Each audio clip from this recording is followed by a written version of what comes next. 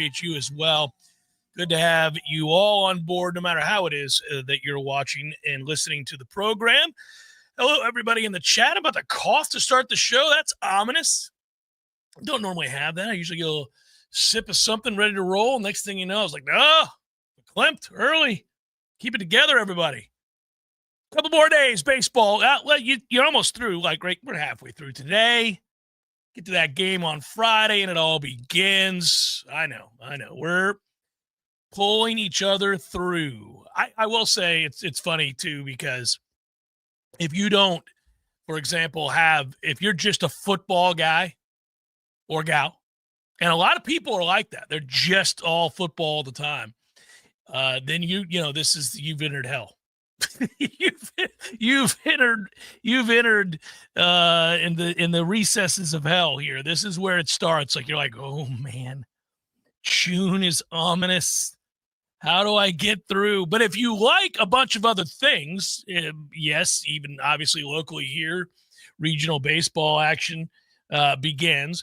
But you also like say you like the MLB or you like the NBA Finals or the NHL Stanley Cup Finals or whatever it might be. You're still rolling. You're still hanging in there. It makes it a lot easier when you branch out and have that many interests. Hell, it can be that way where you add to the list. I'm closely monitoring the same things you are. I think it's interesting that the SEC meetings and destins have revealed something pretty clear. And that is that the athletic directors of those schools want 4 automatic bids for the conference. And they have told Sankey that is what he is to do. We want the 4 automatic bids. And if they get it, those athletic directors are pretty obviously willing then to agree as part of a chip to a 9-game schedule. The coaches don't want any part of that. The coaches want the 5+11 format as it's known, where it's the top 5 conferences, so the Power 4 and then whatever the 5th conference would be that given year, get their champ in, right? And then everybody else fights for an at-large bid. That makes up the other 6 bids. So that's the 5+11, or, the other 11 bids, right? So the coaches believe that will lead, in that league anyhow, because of course they do. In most years, frankly, they'll probably be right. They believe that'll lead to even more SEC domination. They see that as a more even playing field that would benefit the SEC. But they're not interested in a 9-game conference schedule. And the coaches also, and this I would agree with, and I think you would agree with, they want 1 portal time. That's it. You get 1. You don't get 2. You get 1. 2 has to go. Most of us, I think, as college football fans, would nod yes to that. We don't need 2 portals. We need 1. Yeah, and I think coaches across all conferences agree with that. I don't think that's an SEC-specific wish. I think that anybody who is in the power realm agreed wants 1 portal window. But they don't agree when. Right. Because that time – so the SEC coaches have made it clear that they would like that to be the second half of January, and that's it. Right? And Kirby and others have stated that publicly, that they want that to be the deal. Makes total sense, because then you're outside of all the playoff games and everybody has a fair fighting chance. And you can also probably make it uniform for declarations, because right now there's the provision that, well, if you're still playing in a bowl game, you could still enter beyond the December window. Right. You could just eliminate all that crap. Now, the Big Ten, though, they want 1 portal. They've come out and said, yeah, we too want 1 portal, period. But they want late March, early April. Is what they're shooting for. The American Football Coaches Association, and you sometimes read that as the AFCA acronym, everybody has seen that, they want 1 portal, and they want that to be late January. So that's the side that they fall on.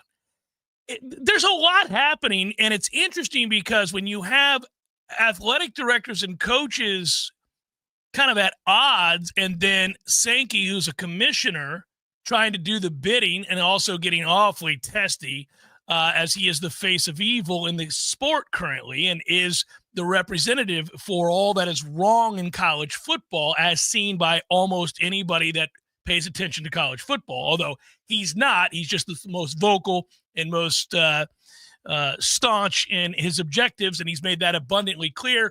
And I wish he wouldn't be a baby about it, because if you're going to be the bully, be the bully. Don't be the bully and then get upset when people call you a bully. That's not how it works. You've done the bidding. You've won. That's how most bullies operate, actually. Though. I know. And most bullies can't take it. Yeah, it's what sucks. It's why when you like a heel in wrestling, it's the one that embraces that they're the heel and it's okay to be hated. That's right. It's like if you're Roddy Piper and you attack, Sergeant Slaughter and a representation of America, and you call him a baby killer, then you're going to take the backlash that comes with something like that. And if you're good at your job, you're going to do it willingly because you are winning. You are the guy. Significant backlash considering the tour and the cities and towns that you're playing right. 4 or 5 nights a week. Yeah, a guy tried to stab him. But that comes with if you're going to be the guy, you're going to be the character, you're going to be the man, then you got to do it. You got to go all in. You got to go all in. Also, the fact that he called Sergeant Slaughter that name, he couldn't have been Sergeant America. Right. Well, he might as well have been, but right. Yeah. Slaughter. G.I. Joe. Yeah. But that was it. But you can't do all the things that he's done on behalf of the SEC. I actually thought it was fairly admirable, if not disgusting, but somewhat admirable, when he basically hijacked ESPN's network in order to lobby for his teams to screw FSU and everybody else.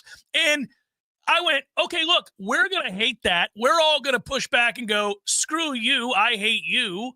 I hate your conference. I hate the mouth breathers that love your conference. I hate all that you're doing to college football.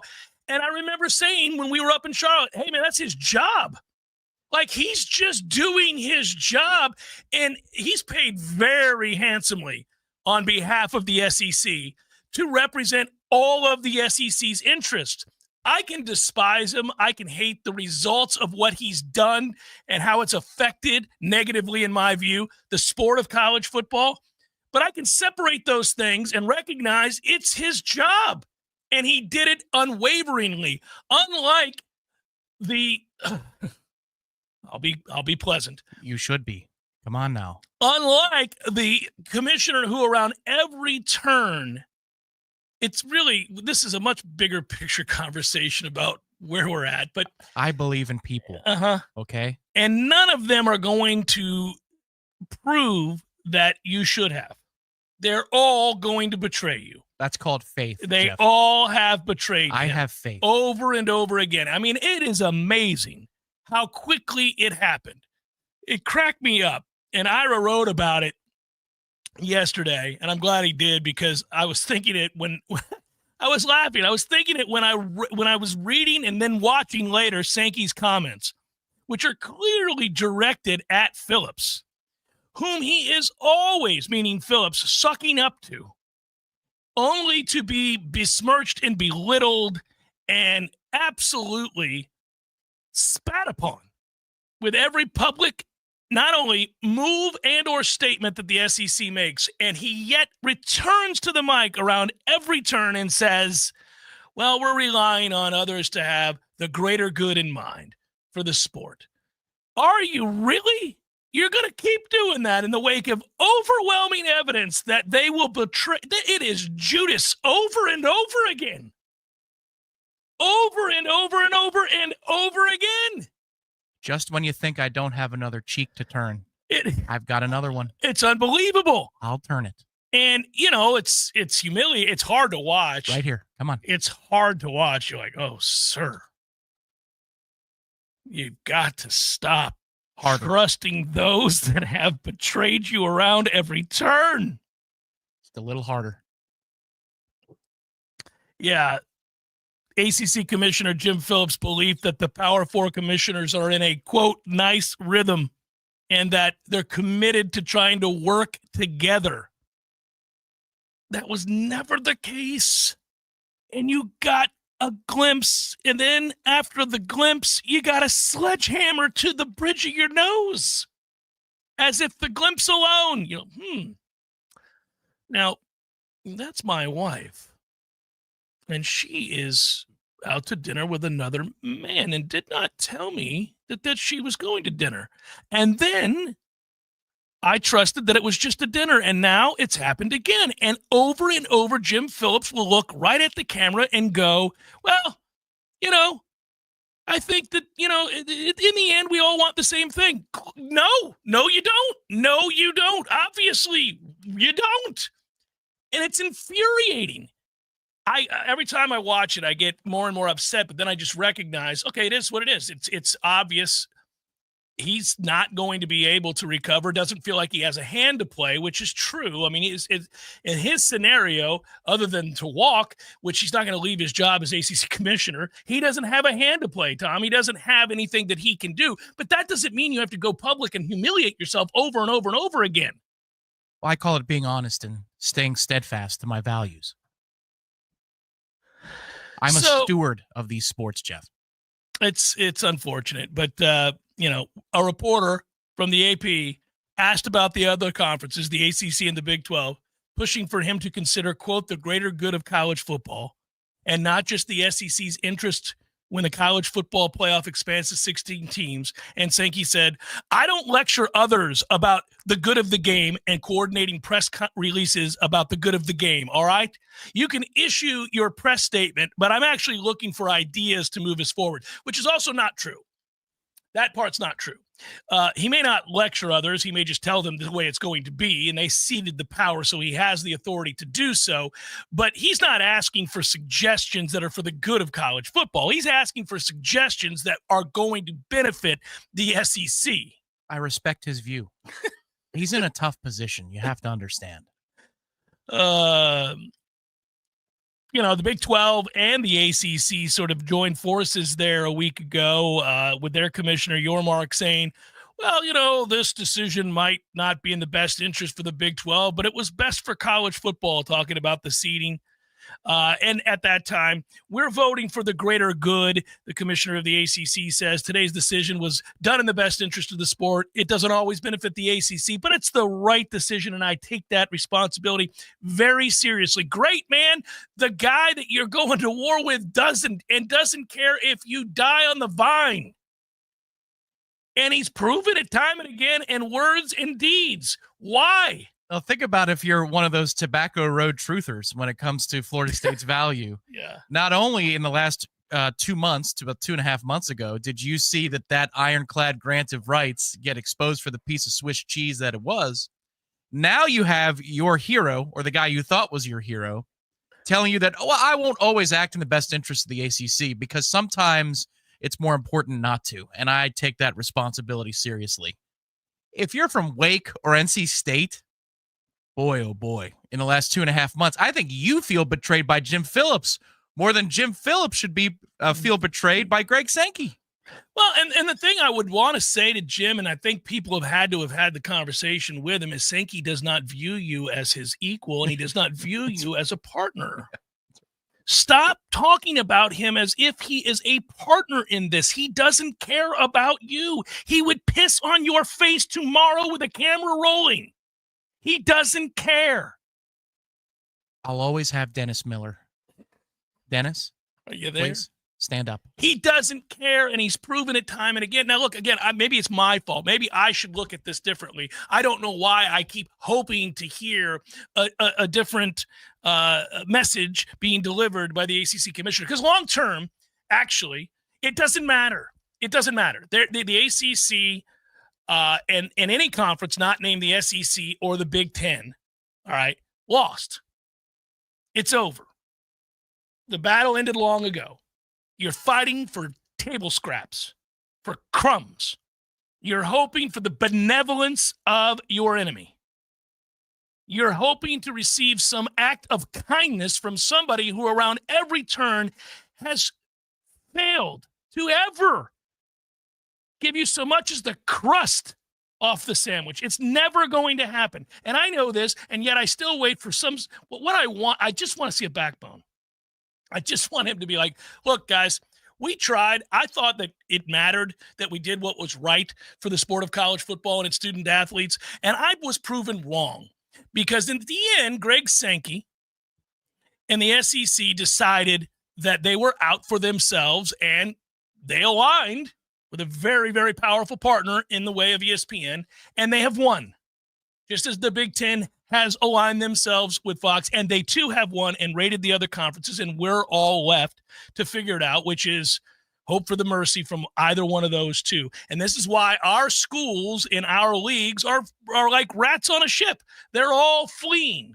And they were always going to have to, because they recognized that this was a doomed scenario. And yet, the disingenuous reporters that cover the sport of college football, not all but many, who knew that this is inevitably where this was going to end up, somehow lampooned the teams that took their own best interest at heart and mind, instead of those that were forcing the radical changes in college football that ruined regionality, ruined the conferences and the other rivalries, and what made the sport unique and separate from professional football.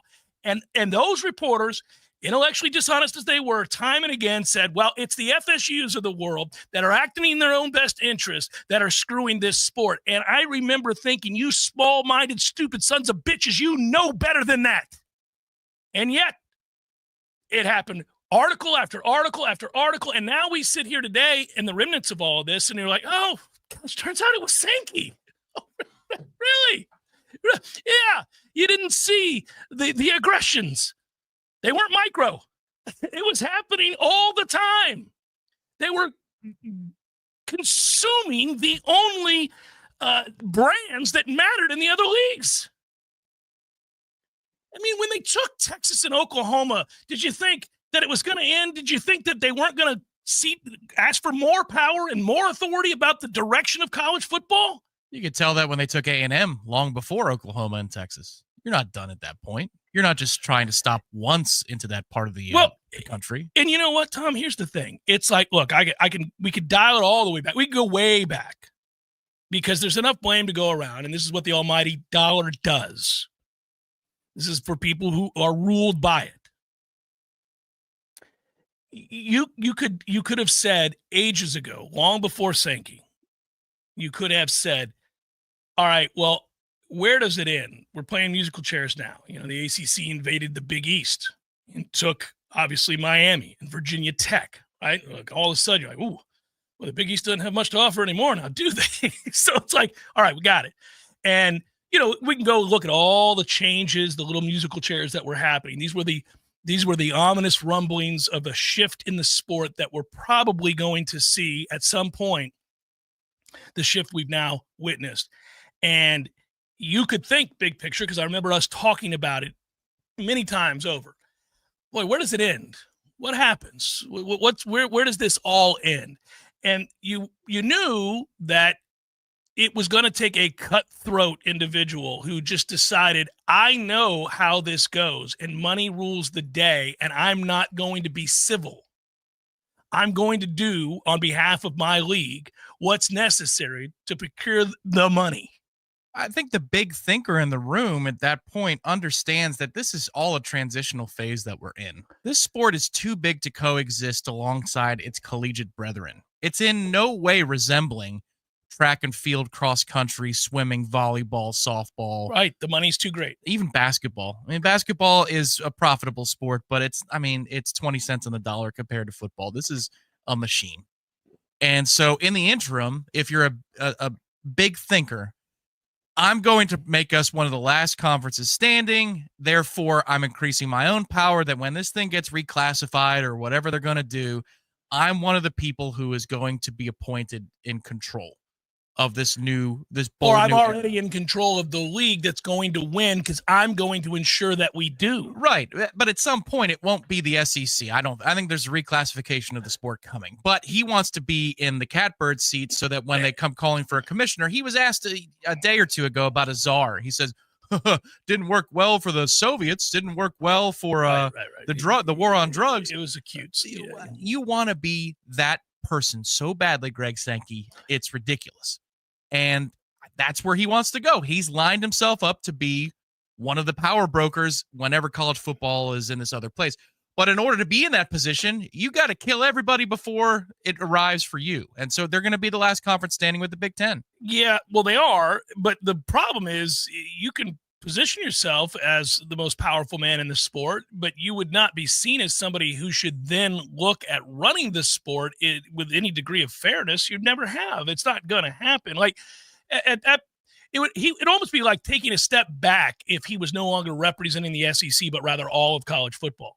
Because you would have to be on balance if you represented all of college football in a way that you do not have to be right now. You can be a ruthless dictator now. Of course he can, yes, but it might be a backseat in terms of how vicious you have to be behind back channels, but the paycheck will be higher. I mean, would you rather have Roger Goodell's paycheck or something close to it, or what he's making right now? Now, I'm not saying college football commissioner will make dollar for dollar what the NFL commissioner does. No chance. But I think once we get to that place of reclassification, this is, again, the 100,000-foot view, not even the 10,000-foot view.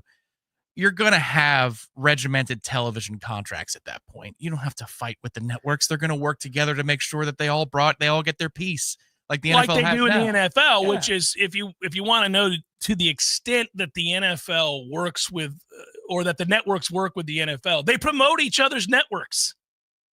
Think about that. Think of how in bed you are at that point where everybody gets paid.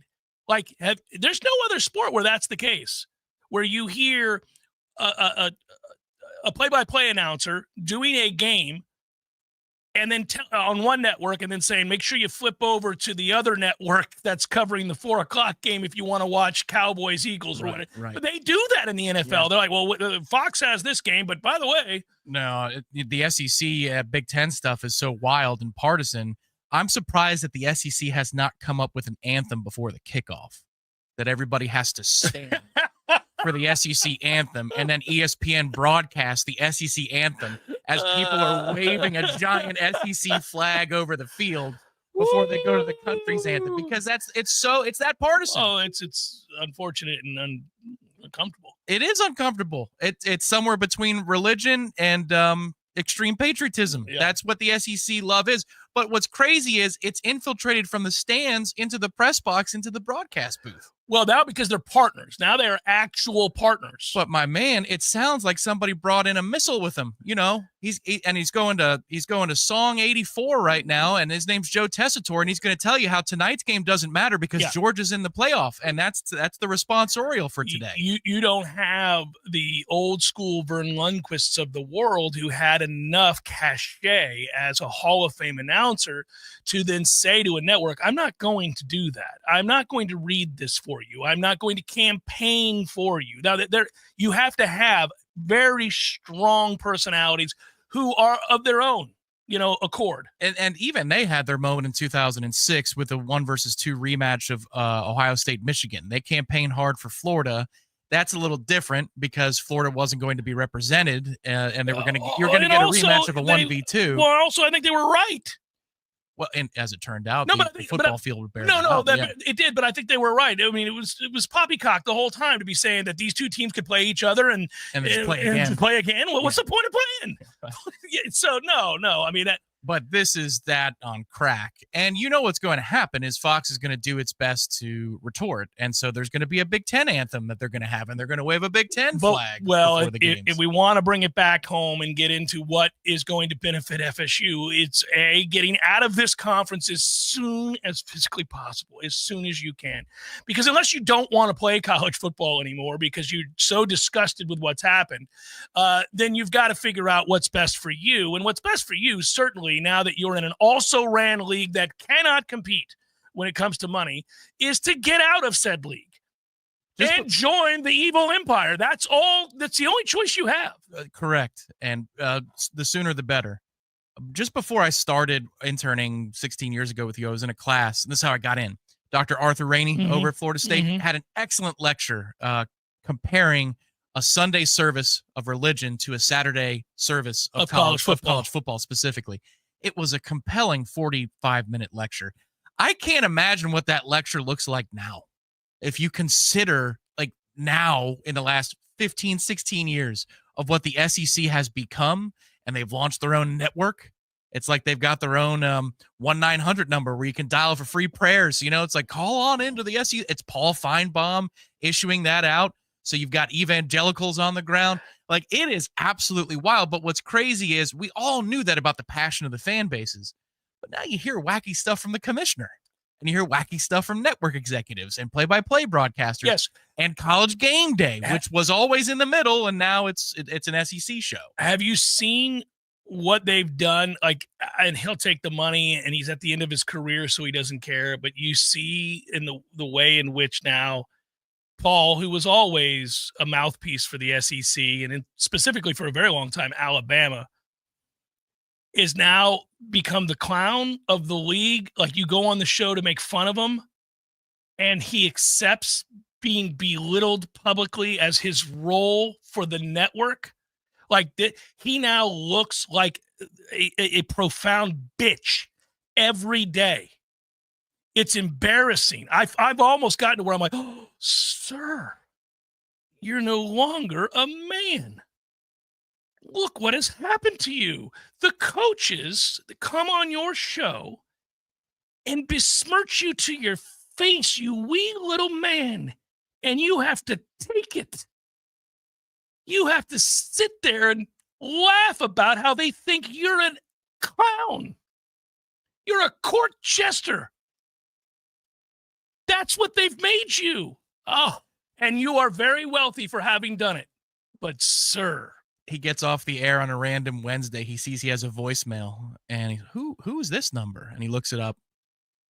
Hi, Paul. It's Jim. I know. I understand. If you ever want to talk. I mean, it's tough. I know what it's like. Give me a call. I'm here. I don't know. It's when I watch it now, I'm like, oh my God. You're just gonna have to sit there and make fun of yourself. It's the role they've asked you to play now. You can't be taken seriously in any way. Never could, but now you really can't. You used to have a bit of a backbone and would stand up to things. I mean, now these coaches all come on your show and tell you you're a buffoon to your face. How strong is the SEC? Heather Dinich and Paul Finebomb next. It's Jeff Cameron Show, 93.3 Real Talk Radio, Warchant TV.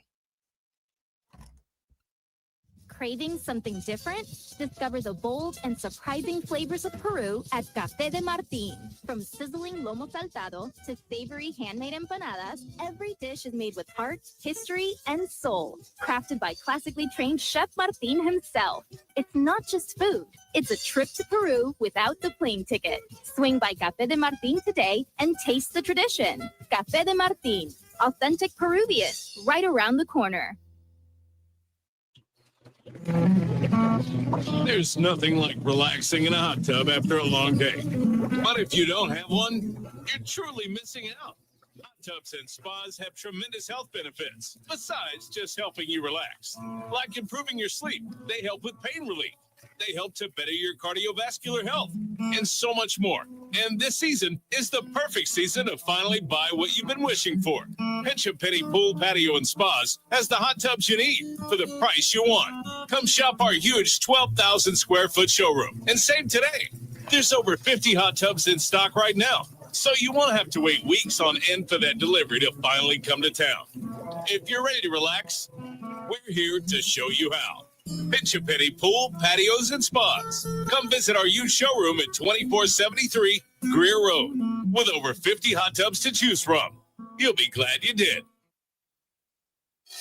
Ain't nothing but a G-Pod, baby. I am 99% sure that is not how the lyrics go. Well, you like remixes, right? Of course. Well, think of this as a Grassroots Coffee remix per se, because Grassroots Coffee is now in the single-serve coffee pod game. Dude, those single-serve coffee pods and cups are weak sauce. Not Grassroots Coffee G-Pods. They have more coffee in them than regular single-serve pods and cups. Seriously? And not only do they have more coffee, they have a built-in filter for better brewing. They fit in most Keurig machines, and they are fully compostable. It's still the small batch, slow roasted coffee you love, so go to grassrootscoffee.com and get your box of G-Pods today. Baby! See?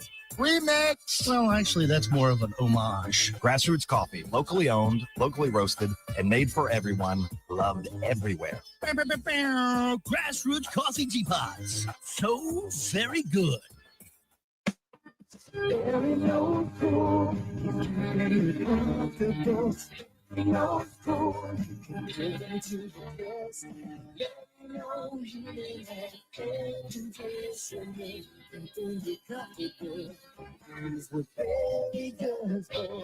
matter how busy life gets, your home is the place where your family and friends show you they care and celebrate with you. That's why the professionals at Barano Heating and Air Conditioning always make sure your home is comfortable. Just like those who matter to you most, Barano will always be there for you. This is Tyler from Barano Heating and Air. Now you can schedule an appointment, purchase or renew your service agreement, or pay your bill from your mobile device. Any day, anytime, anywhere. When you turn to the experts at Carrier and Barano Heating and Air. Online at baranoac.com. Florida license number CAC 1816186.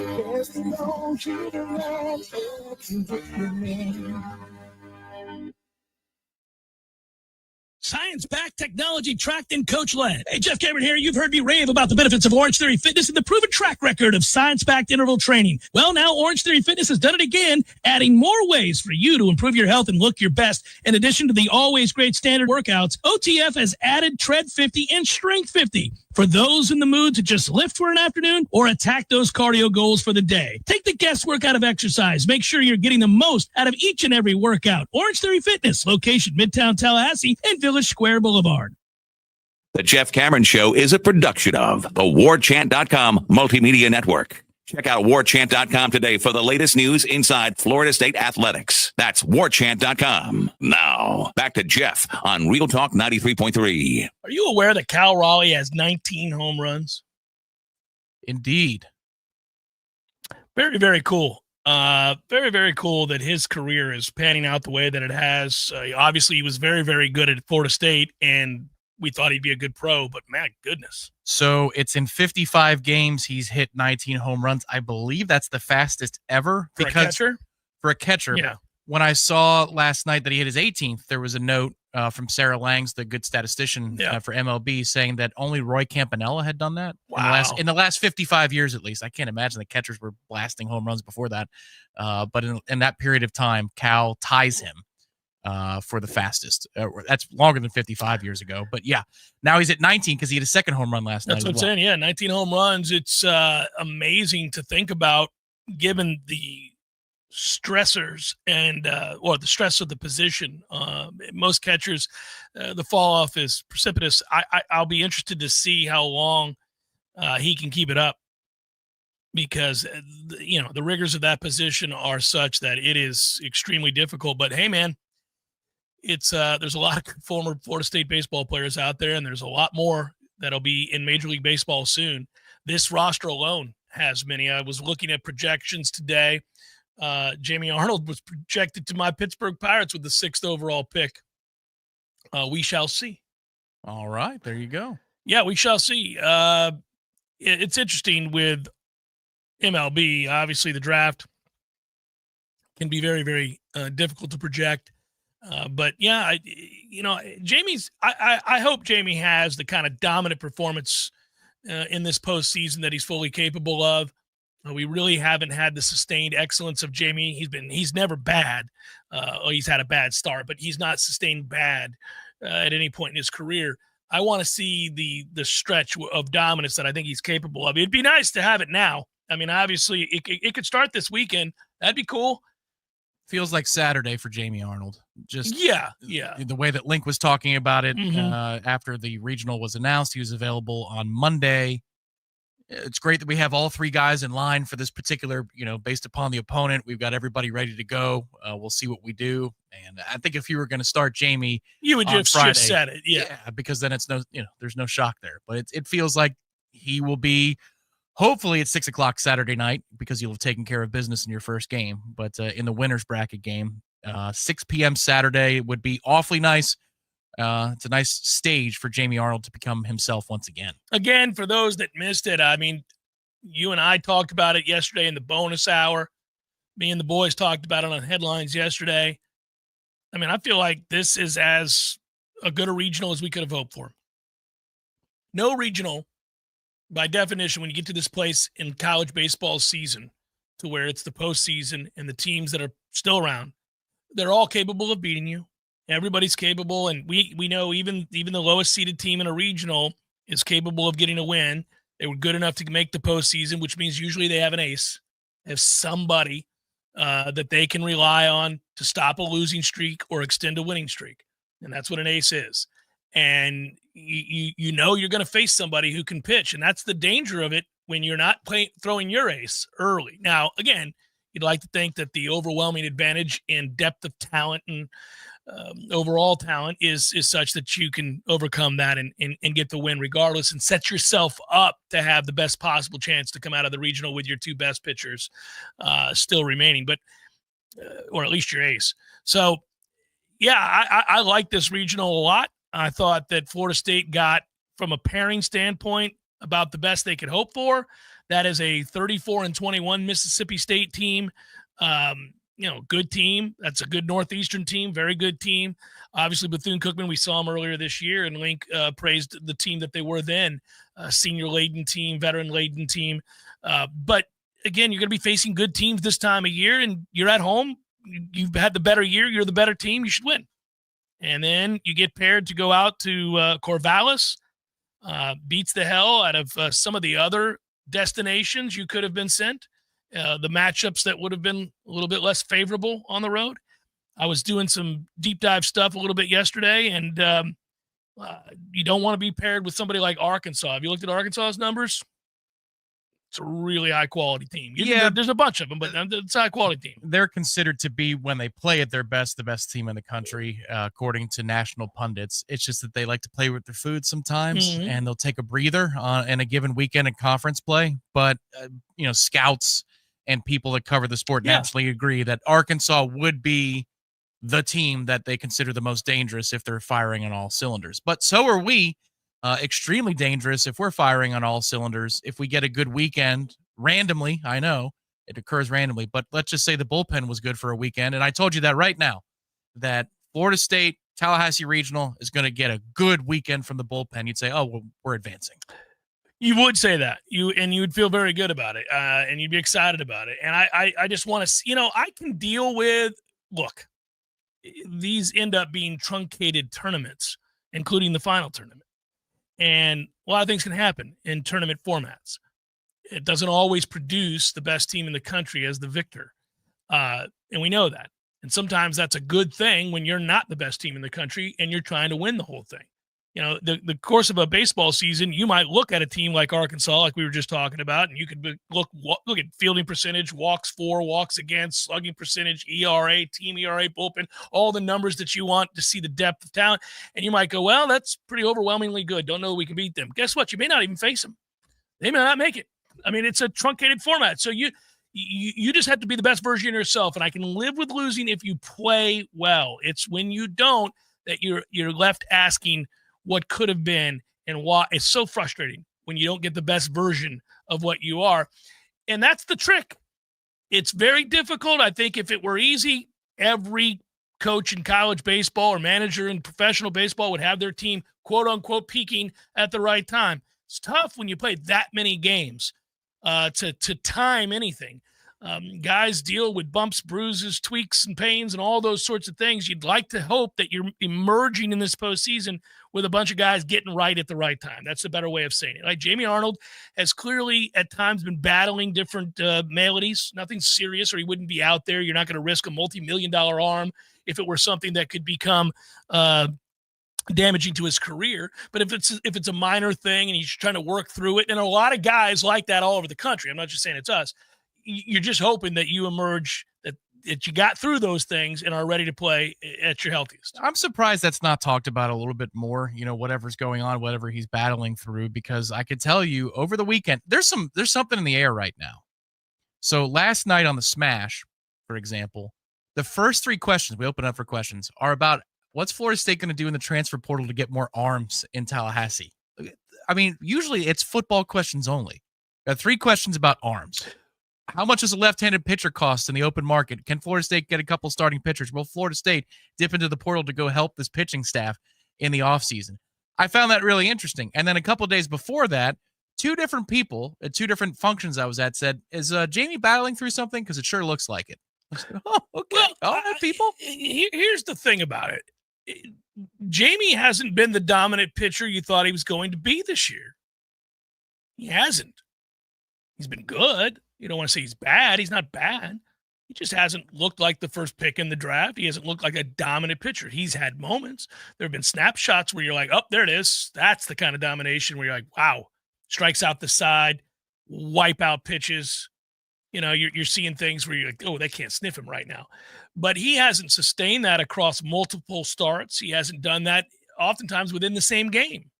You'll get a version of Jamie that looks like the dominant pitcher we thought he'd be, and then he'll have that inning where he struggles to sustain that same level of excellence. And it's not easy. If it were, everybody would do it. And that's true, especially when you have the pressures of potentially being the number one pick in the draft.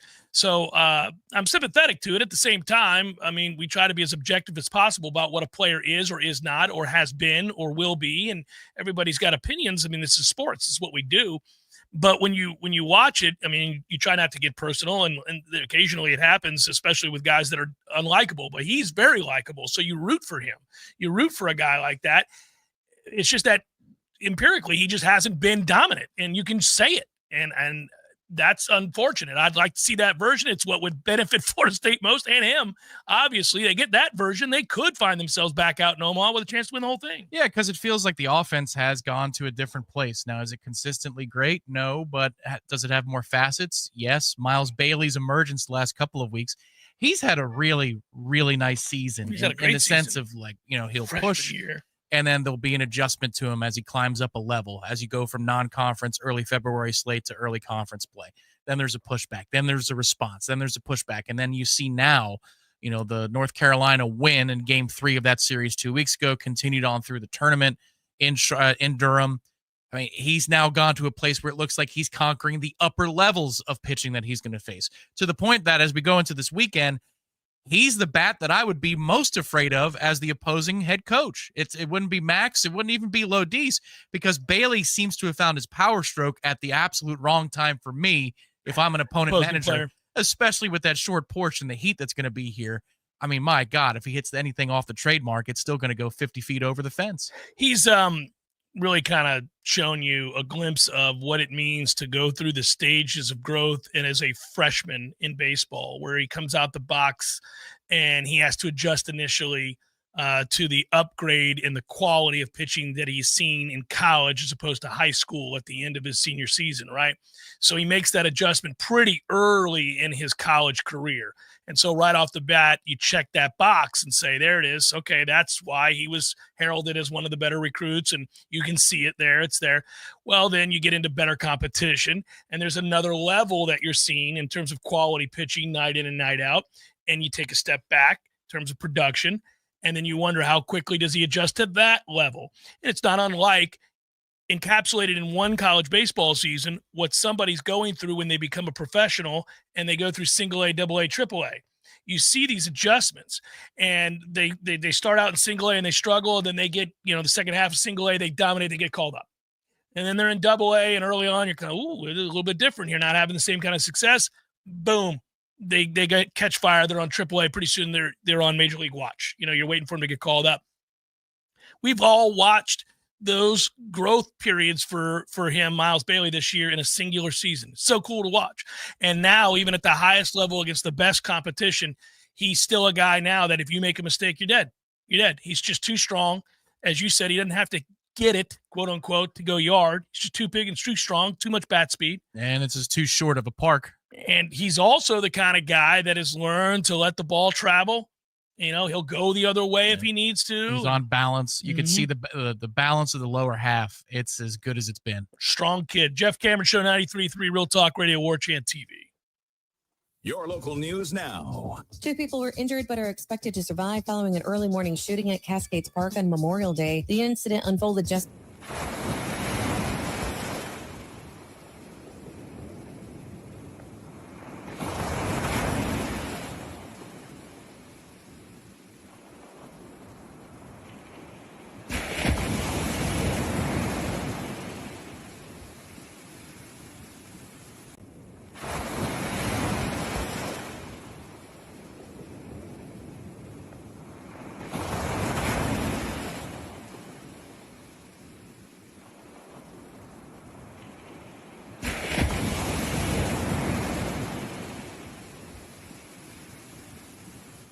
Update brought to you by Macklemore Systems, Tallahassee's go-to Mac store. Check them out online at MclemoreSystems.com.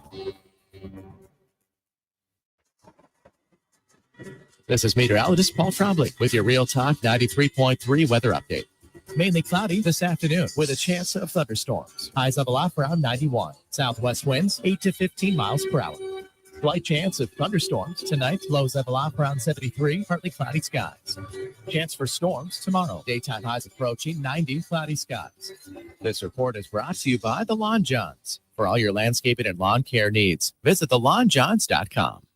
Currently, it's 88 degrees. Hey, no fans, our partner ISF Inc. is a national management and IT consulting firm located right here in Tallahassee, Florida, solving the future for state governments through strategy, process, and technology. As a trusted advisor for state governments, ISF knows the importance of defining a clear and detailed strategy. Our friends at ISF can help your organization create a strategy that sets you on a path to success. ISF, your vision plus our expertise brings your brilliant ideas to life. Visit ISF.com to learn more. ISF, solving the future. There is no Bigfoot, Eddie. Would you stop with that nonsense? There's a Bigfoot, Jeff. I wish there were. By the way, I don't want you to point to me as the guy that takes all the fun out of the room. I wish there was the Loch Ness Monster. I wish there was the Bigfoot. I wish there was the Chupacabra. All the things. They're all mythical except for the Bigfoot. The Sasquatch. The Bigfoot? The Bigfoot. There's big feet. There's lots of them. So like different, breeds, like different kinds. There's like, families. There's different families. And, so there's if they're in the snow, you call them a Sasquatch. Or the Yeti, right? Yep, and then here in Florida, that's a skunk ape. And, I've never heard that one. By the way, why do you think it's real? We would have found them by now. They're the hide and seek champions of the world.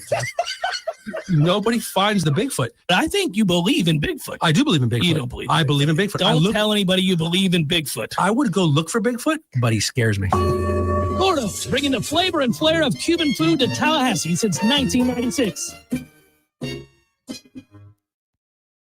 The Jeff Cameron Show is a production of the Warchant.com Multimedia Network. Check out Warchant.com today for the latest news inside Florida State athletics. That's Warchant.com. Now, back to Jeff on Real Talk 93.3. Should be interesting to watch this program continue to build. Speaking of Florida State baseball, as we were a moment ago, short segment here, we were long-winded with the opener in reaction to what's going on in college football right now.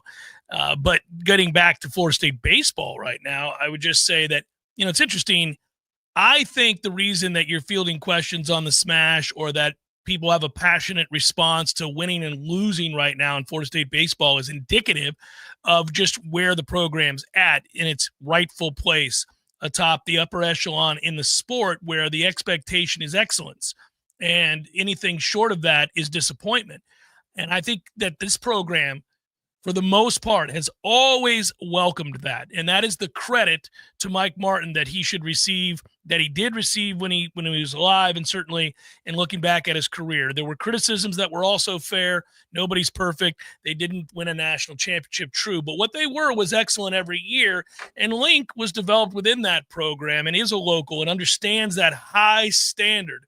And so when you lose in the semifinals of the ACC and you don't play very good defense in a game like that, fans are going to be critical. They're going to be frustrated. And, they may cross the line and say things that are a little bit absurd or overreactionary, but I think you'd much rather have that than indifference and the sort of apathy that sets in when you're not held to a high standard. And I think that's true across the board for Florida State athletics. It's the way it should be. There's been a pushback in recent years. I think I see this all the time where people get in their feelings a little bit if you're hypercritical of a coach or a player. But that's always why I remind people on the show that we are juxtaposing these standards and criticisms fairly, I think, to say this is what I expect. You're not meeting that, but you should want to be held to that standards, because apathy is what happened towards the end of the Bowden era when you went into games and there were 40,000 missing seats, and you never want that.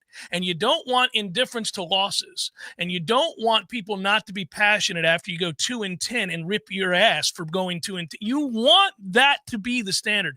So Florida State's expectations situations in the postseason, even though I don't think this team is equipped necessarily, it needs some breaks anyhow to win the national championship. They're still good enough to get out to Omaha, and that's what we expect and hope that they'll do. I won't be shocked if they don't, because I think they've got some flaws, but I don't mind that that's the standard. I don't think Link minds that that's the standard, and I don't think that he would be upset about people expecting Florida State to be great every year that he's here. Well, I'm glad that people want to see Florida State attack the portal harder, because I would imagine with whatever open money that they have, I think pitching would be the priority here. You've got enough young bats, and you could probably retain a bat or two that's in that order right now. Well, you're going to retain Miles, and you'll Sure, I'm just saying guys who maybe could make a decision and have a year of eligibility. You could retain a couple of players that help lengthen that lineup. But I think if you're just looking for importing services that are, second-year player, third-year player, pitching would be a good place to go. But Ira brought up an excellent point last night, which is you can only do that for a player or two, because nobody wants to pitch in the bullpen in college. They all want to show off what they can do for major league scouts. So it's not like you can overload a pitching staff, because these kids want to be promised a weekend starting role. I make that point all the time. I'm not trying to take away from Ira. I've said that time and again, that people get upset when your bullpen's not deep. And I say, well, it's not going to be deep really anywhere, because every kid that comes to your school wants to be a starter, and he resents being put in the bullpen. And a lot of times it might be enough for people to leave. And they don't have the same sort of concentration in the bullpen. It's frustrating, but there's a reason why you want to get to a starter and get to the bullpen. It's true of Major League Baseball, and it's true of college baseball, because usually the arms there are not as good. Hour number 2 forthcoming. Stay with Jeff Cameron Show, 93.3 Real Talk Radio and Warchant TV.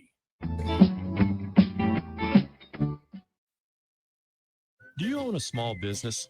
Let me guess. You started your business so you could get bogged down with payroll and bookkeeping, office tasks, and other paperwork, right? Probably not. I'm Craig Collins with Collins Income Tax Solutions. Allow me to help you get out from behind your desk and get back to doing what you love. For any of your payroll, bookkeeping, or other business services, give me a call today and allow me to take it off your plate. You can find my contact information online at collinsincometaxsolutionsllc.com.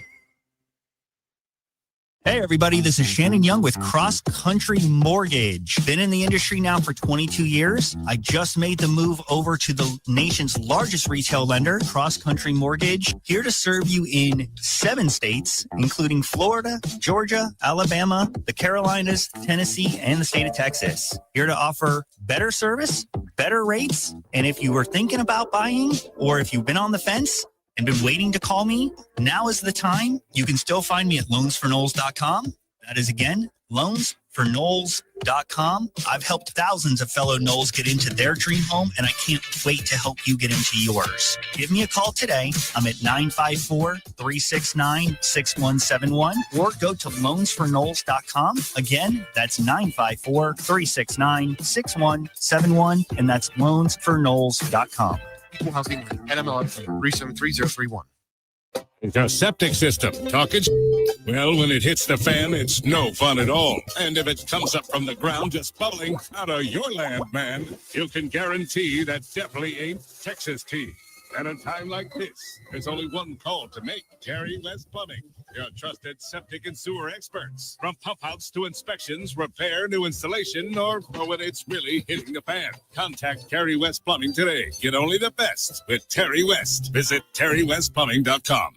At Epps Decorating Center, we're your locally owned Benjamin Moore retailer. We're your store for quality with brilliant and durable paints in a variety of sheens and thousands of colors. We're your store for service with one-on-one advice for contractors and homeowners. We're your local experts, and we're here to help with all your painting projects. Benjamin Moore, available at Epps Decorating Center with 2 locations in Tallahassee. Find a store near you and visit EppsDecorating.com. That's EppsDecorating.com. There's fun to be had every night at the Corner Pocket. Take home prizes on Trivia Tuesdays and Beer Bingo Thursdays. And kickstart your weekend with Martini Fridays. Plus happy hour runs every weekday and game day specials every time the Knowles take the field. Watch all the best games at the Corner Pocket's Vegas Wall, featuring 560 inches of flat screen TV heaven. Oh, really? The best food, the best drinks, and the best place to watch all the games. Tallahassee loves the Corner Pocket. Coming up next, more of the Jeff Cameron Show. Live and local on Real Talk 93.3. WVFT. Greta, Tallahassee. Your sports flash update on Real Talk 93.3 in Tallahassee. The big news for Florida basketball, they are going to return rising junior Alex Condon as he has been going through the NBA pre-draft evaluation, but he has taken his name out of the NBA draft consideration, and he'll return to the Gators, where last year he averaged 10.5 points, 7.5 rebounds, 2 assists, and 1 block per game. Moving to baseball, Tampa Bay Rays, they lose to the Twins yesterday by a 4-2 score as their 6-game winning streak comes to an end. Series continues today. Drew Rasmussen will go for the Rays. He is 3-4. The Marlins yesterday, they lose to the Padres by an 8-6 score despite taking a 6-0 lead early. Series continues today. Santi Alcantara will pitch for the Marlins. This Sports Flash is presented by Progressive. Bundle auto and home, renters, or condo insurance and save with Progressive. I'm Matt Pauley on Real Talk 93.3. One of life's greatest mysteries has finally been solved. Who let the dogs out? It's Bruce, the new hardworking, worry-free weed and grass killer that's safe for use around people and pets. When used as directed, spray the leaves for visible results in just 1 hour and dead weeds in just 1 day. You spray, they play. Weeds die by the next day. Find Spruce wherever weed killers are sold. How did Babbel become the award-winning language learning app? We thought of you. All of you. Take Sierra. As a visual learner, she uses Babbel's wordplay videos. Today I'll share a quick lesson on shopping in French. Merci beaucoup. Malcolm is a listening learner, so he checks with Babbel's speech recognition to be Prestio. However you learn, Babbel makes it easy. Save up to 50% on your Babbel subscription at Babbel.com. That's BABBEL.com. Searching for the best place to spend time outdoors this spring and summer? The Golf Club at Summerbrook has all the amenities you and your family need. Purchase a family pool membership this season and enjoy the most luxurious and relaxing resort-style pool in the entire city with a 6,000 square foot deck, covered pavilion, and poolside drink and food service. You'll feel like you're on vacation. Reserve your pool membership today. Visit the Golf Club at Summerbrook.com or call 850-894-GOLF. That's 894-GOLF. Let me tell you about my friends at Tried and True Consulting, a Seminole-owned business that specializes in payments and business solutions. Tried and True's core expertise includes card, ACH, point of sale, mobile, e-commerce, and hosted payment solutions. Tried and True will help you reduce costs and increase your bottom line. That always sounds nice. Whether you're a retailer, restaurant, licensed professional, or service industry, Tried and True is saving you money. Tried and True's expertise extends to payroll, video menu ad boards, IT services, web design, and social media. It's time to make one call and tell the competition to take it on down the road. Call Don or Joe today at 844-464-6653. That's 844-464-6653. When you do business with Tried and True, they contribute 10% of the net revenue to the battle's end. So go Tried and True today. Call 844-464-6653. Science-backed, technology-tracked, and coach-led. Hey, Jeff Cameron here. You've heard me rave about the benefits of Orange Theory Fitness and the proven track record of science-backed interval training. Well, now Orange Theory Fitness has done it again, adding more ways for you to improve your health and look your best. In addition to the always great standard workouts, OTF has added Tread 50 and Strength 50 for those in the mood to just lift for an afternoon or attack those cardio goals for the day. Take the guesswork out of exercise. Make sure you're getting the most out of each and every workout. Orange Theory Fitness, location Midtown Tallahassee and Village Square Boulevard.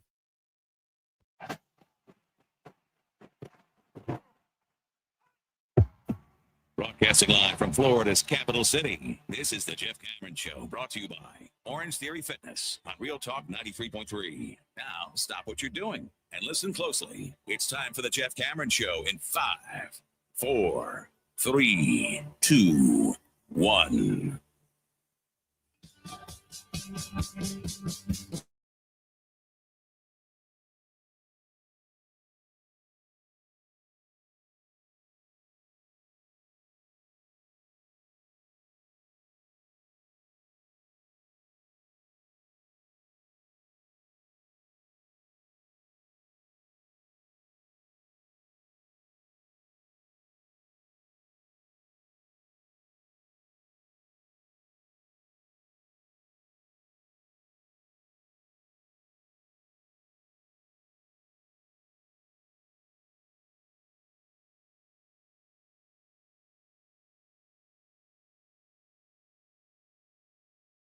it's the upcoming weekend, Tom, right? That in addition to regional Florida State baseball action here in Tallahassee, where, by the way, is the weather window holding up? Yeah, the forecast looks consistent with what we talked about in the bonus hour yesterday, which means a little bit rainy on Friday, and then nice temperatures, relatively speaking, for Tallahassee this time of year. Mid to upper 80s for highs. Yeah, normally kicks off the unyielding, unwavering cruelty of summer is what regional play represents usually. And sunny both Saturday and Sunday. There's no pop-up forecast right now. And that bodes well for all of the visitors this weekend. Campus official visits kicking off what is thought to be, obviously, a very busy summer in the world of recruiting. And Florida State has a long way to go right now in that world. We've got to see signs that something is changing, that there is a shift in Florida State's efforts to get kids to view Florida State as an upper crust program that deserves their attention. We will see a number of offensive linemen in town this weekend. Roseboro and Jones, the Kendall Gravel kid, and he's a defensive lineman. But, I mean, there's offensive and defensive linemen that are going to be here. Those are the people that I focus on more than, say, the wide receiver that's going to be here or the defensive back that's going to be here. I know those matter too, but the trenches always have my attention. So let's see how Herb Hand does. I know that our own Michael Langston wrote about it as much on warchant.com. Go there to read that article. But I'm hoping that we get a buzz about the staff that hasn't existed in a while in the world of recruiting. We need to hear those kinds of things, that these players leave here viewing Florida State as a serious contender. Well, they're going to throw numbers at the problem in terms of official visits over the next month or so. Ira yesterday on Headlines, he spoke to y'all. On the Smash last night, he said that it's going to be between 60 and 80 official visitors. That's the last word that he heard about recruiting activity. 60 to 80 official visitors. That's an awful lot. Yeah. Well, then by all means, you're going to get a commitment or two, right? Right? Well, yeah. I mean, I don't worry as much, oddly, about that, about the whether or not you get a commitment. I want to know that some of the upper echelon visitors, the players that are higher ranked at their position group, are leaving Tallahassee feeling very good about this being a play. 2-10 is tough to overcome. I've stated that repeatedly. We all know that. It'd be hard to deny. But you can't have some of the quotes that we've seen from some of the recruits in the past, including most recently the one right up the road that is less than enamored with Florida State's efforts to recruit him, the young man who's the edge who committed to Cal. Cam Brooks. Yeah, he's had some things to say that are, I think, embarrassing for Mike Norvell and his staff. It's downright humiliating. Yeah. To hear some of the things that he's had to say. I'll talk to some of the coaches. I haven't heard anything from this guy. Yeah. Well, I mean, it's he's talked about, well, now they're recruiting me. That's just because I committed to Cal. They didn't want me before. They never talked to me before. You're like, okay. I'd have a hell of a lot more respect for it if he just wasn't a take, and if the kid's angry because he's not a take and you don't want him in this cycle because you don't like his film, doesn't fit your defense, that's one thing. But clearly that's not the case here because they responded to the silence by recruiting him. So it's like a whoops. Well, there was backlash because the other part of it, Tom, is that even if he wasn't a take, even if he wasn't somebody that you necessarily thought that highly of to bring in, the proximity of the school and the number of really good players they produce means you have to go through the motions and fake it a little bit. You've got to at least express the interest and maybe bite the bullet. This happens in recruiting all the time, where there are a number of prospects from a particular area that, have historically produced an awful lot of talent. There's a kid on the radar of a lot of schools, and you may not love him as a prospect, but you go, you visit, you talk, you feign interests. You do what you need to do to show that you're attentive to that high school, to that area in which prospects are generated. You make appearances, Tom. You make appearances every once in a while. You may not want to, but you make appearances. You pound the pavement. Yeah, you go do it. You shake a hand. You kiss a baby. You say hello to a coach. You do what you have to do. And Florida State has not been, this staff anyhow, very good in the recruiting realm, and they got to do something to remedy that. And if that means that, again, you go talk to a kid that you're not in love with just to make appearances because the school has a lot of other prospects and the not-so-distant future that you are interested in, then that's what you do. It also makes it so that you don't have to read the kinds of comments that he's made, such as, what we just alluded to, which is I don't think Florida State really wants me. If they did, they would have. They're only talking to me because I recruited, because I committed to Cal. I'll be visiting them because my mom wants me to. My mom wants me to, and she believes in forgiveness. I mean, sweet Jesus. So do I. It's humiliating. I'll always forgive. Just don't do that. Yes, you will, Jim. In the wake of overwhelming evidence that it does you no good, you're going to get no concessions, none whatsoever, for having turned the other cheek, sir. And this is a business. This isn't your personal life. I feel like he uses "be that as it may" an awful lot. Yeah, without question. And his executive assistant goes, "Jim, I swear, man." Getting it, Jim. And his agent goes, Jim.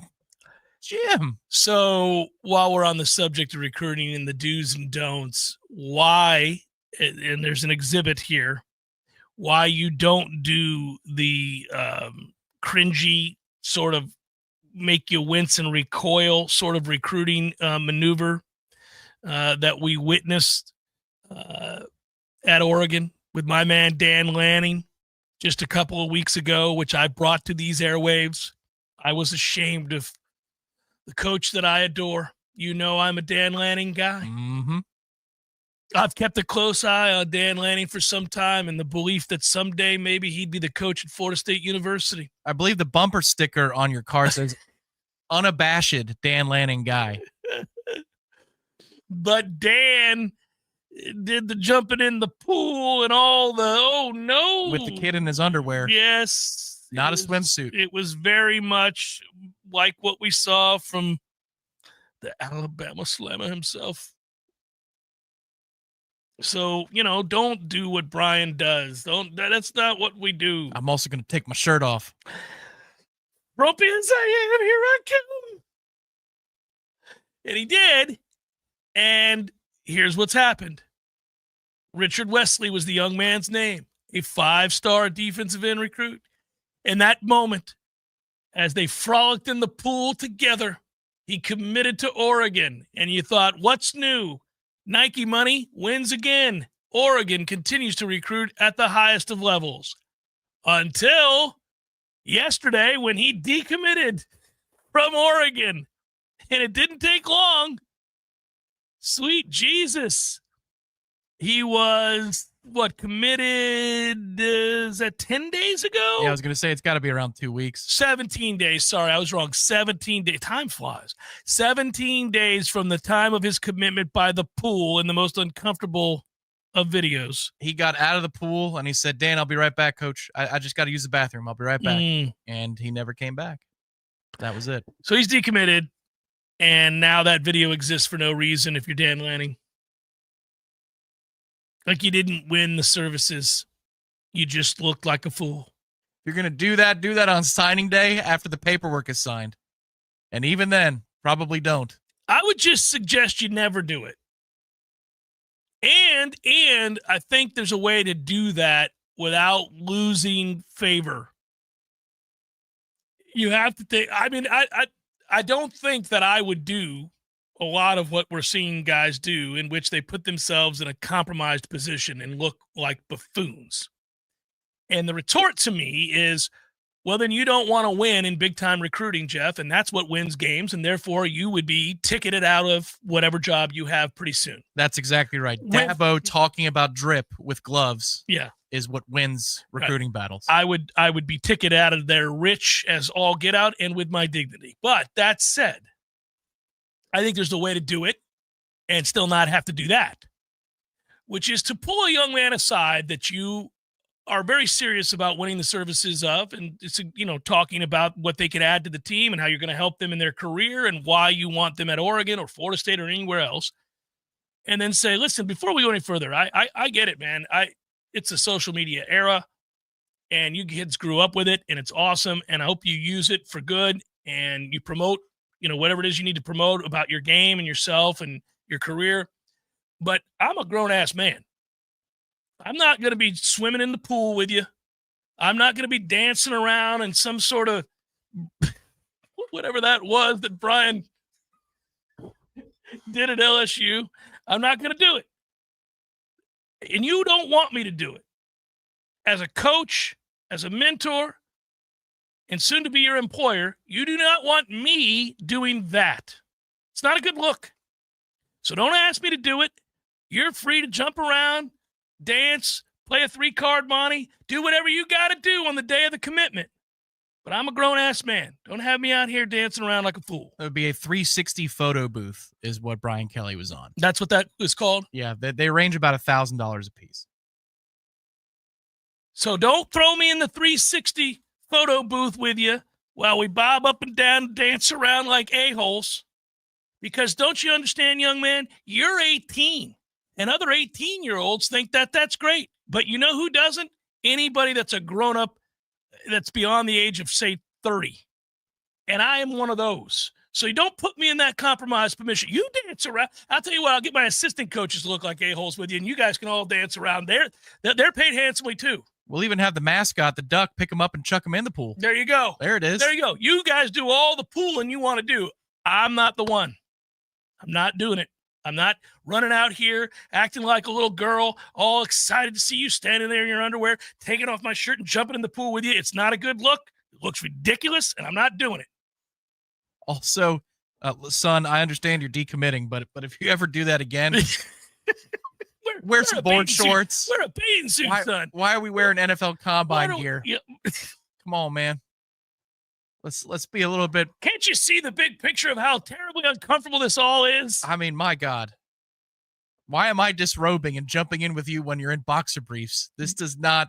He should have had a sort of existential crisis. Like that when how do you think that plays out? When a Richard Wesley or anybody else comes to you and says, Coach Lang, I've been so impressed with my visit to Florida State. You've done a great job of recruiting me, and I think I've come to a decision. I've wrestled with it between Florida State and Georgia and the University of Florida and Texas. But you've been the one. I have just one request, and I think I'm ready to make my commitment to you here today. I'd like you to strip down and jump in the pool with me. I mean, how does it come up? Now, if you do that, I know I can trust you. I mean, how does it come up? How is that ever broached? Which makes me hope that there was a memo email sent within the athletic departments at both Penn State and Notre Dame, in which administrators said, we're not doing this. Folks, for guys, obvious reasons, we're not doing this. Yeah. And don't you even think about getting Father Murphy to jump in the pool either.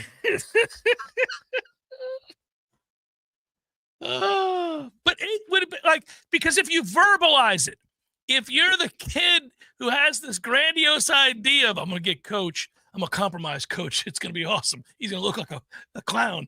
I'm going to get him to take off his shirt and jump in the pool with me. Where do you guys see this? This is how in control of recruiting I am. I'm going to make this guy flounder about like a child. It's embarrassing, but he's going to do it. You watch. He wants me that much.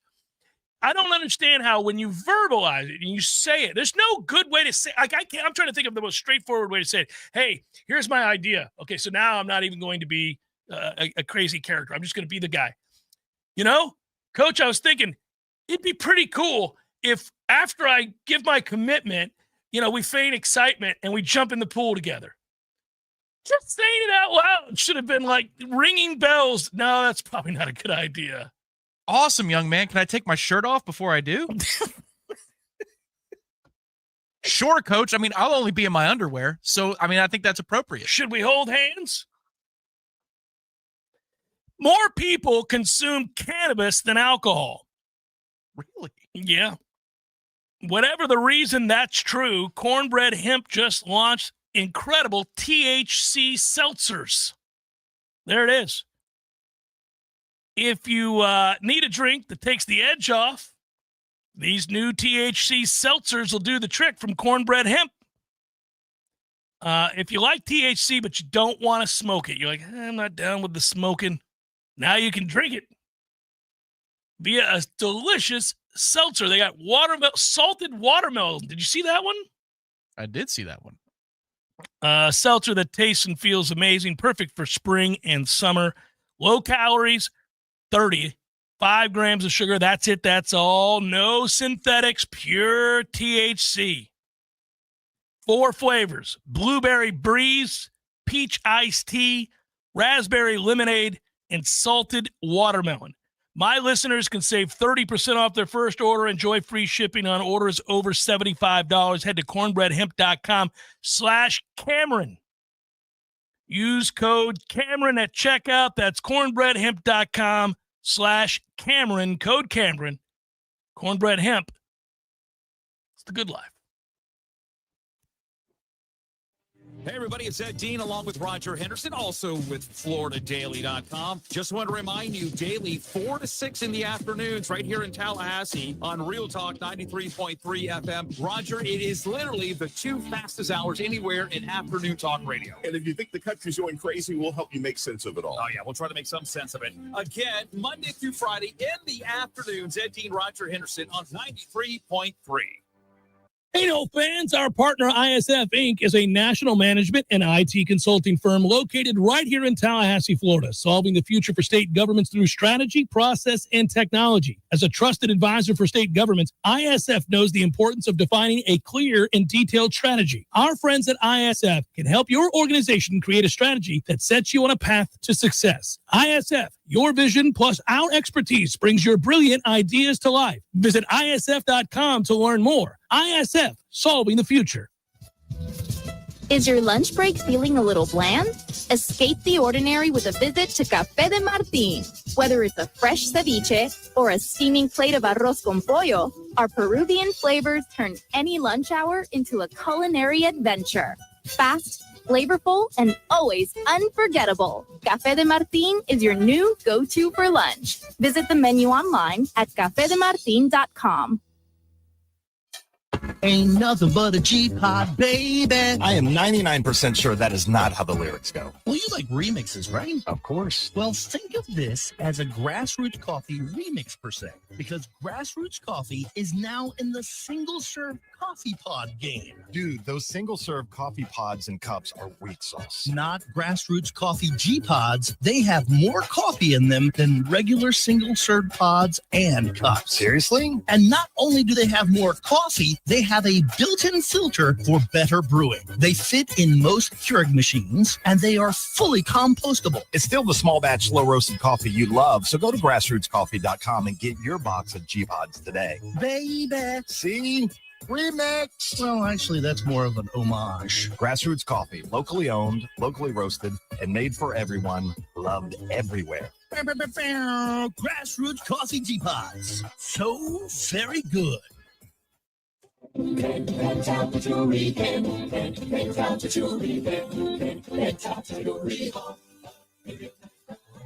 man, have you heard about the jewelry is the best in town? So rings, diamonds, earrings, bracelets, and more. And the jewelry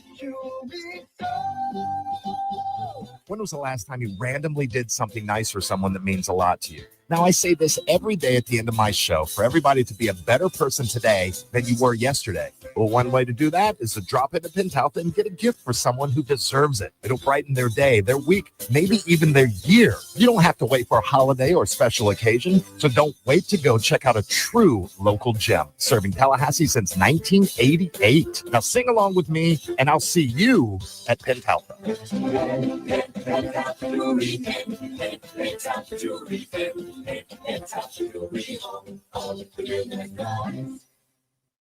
Science-backed, technology-tracked, and coach-led. Hey, Jeff Cameron here. You've heard me rave about the benefits of Orange Theory Fitness and the proven track record of science-backed interval training. Well, now Orange Theory Fitness has done it again, adding more ways for you to improve your health and look your best. In addition to the always great standard workouts, OTF has added Tread 50 and Strength 50. For those in the mood to just lift for an afternoon or attack those cardio goals for the day. Take the guesswork out of exercise. Make sure you're getting the most out of each and every workout. Orange Theory Fitness, location Midtown Tallahassee and Village Square Boulevard.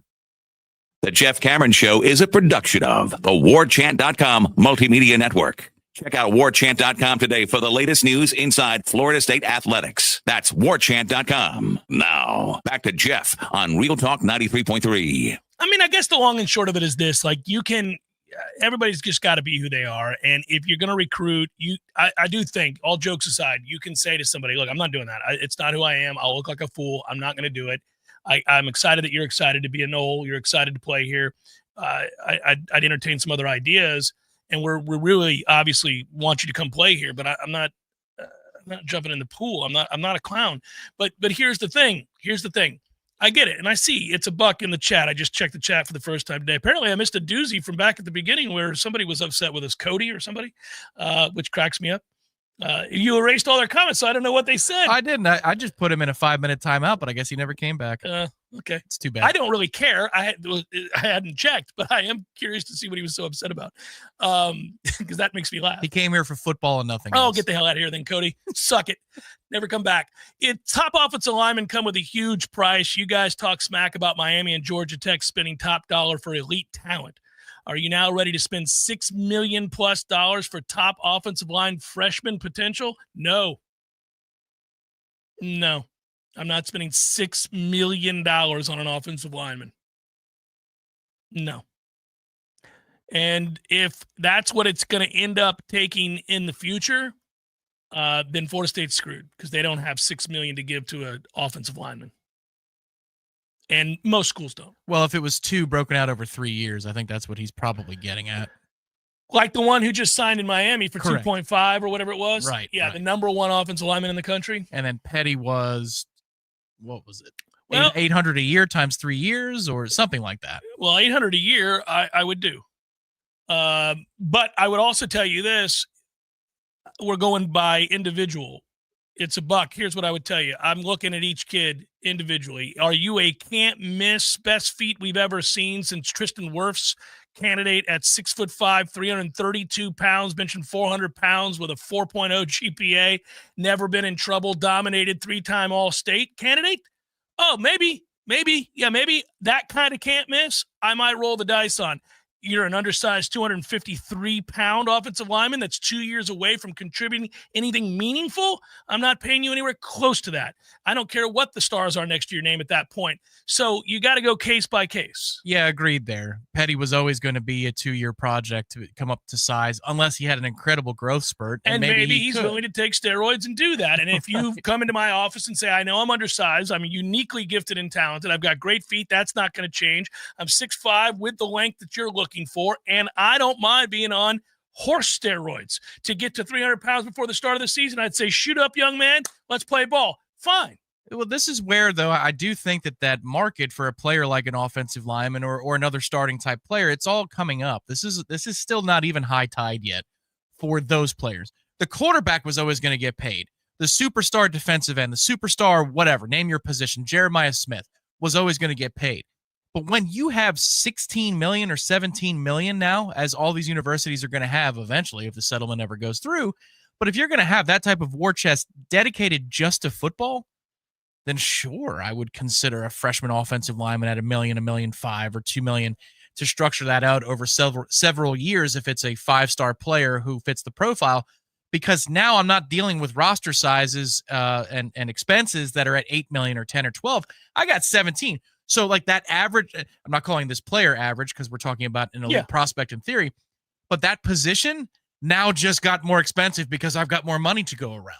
Like, this is great news for somebody who is not a quarterback that the house settlement is happening, because now if I'm a top flight defensive tackle, if I'm a really good linebacker, my services just got more expensive. The biggest thing for me, if I'm going to commit the kind of revenue you're talking about, assets that you're talking about into a player, I got to know that I've got him. You know, this is why unlimited free agency is the problem, not NIL. The problem is that I give you the money and you walk. And you can say, well, you got to give me the money back. Do I? I don't know, man. We got people challenging this left and right. And moreover, what did I just do? I just committed all of this money to you, and let's say you stay 1 year and ride. I gave you a boatload of cash to play one season and really compromise my other recruiting. So no, man. That's still something I can't imagine how there probably isn't one way to deal with it. It's as unique as every year. It's as unique as a fingerprint, really. The dynamics within a locker room that if you bring in a freshman, like all the other offensive linemen in that segment group now know when he arrives on campus, he's worth a couple $1 million. Well, we keep talking about this because this is really got to be the nightmare of the modern coach. And I know nobody cries a river for the modern coach making $7, $8, $9, $10 million a year. Gotcha. But I would say it is untenable because I'm now bringing that player in that Tom's talking about at $2 million. He's a true freshman. I've had a kid now who's been on the team working his ass off, ascended to a place as a starter, started actual college football games for me, played very well for me last year, and I'm paying him $600,000 coming into this year. And he's looking at me, with a jaundiced eye, saying, "You son of a bitch, I did everything."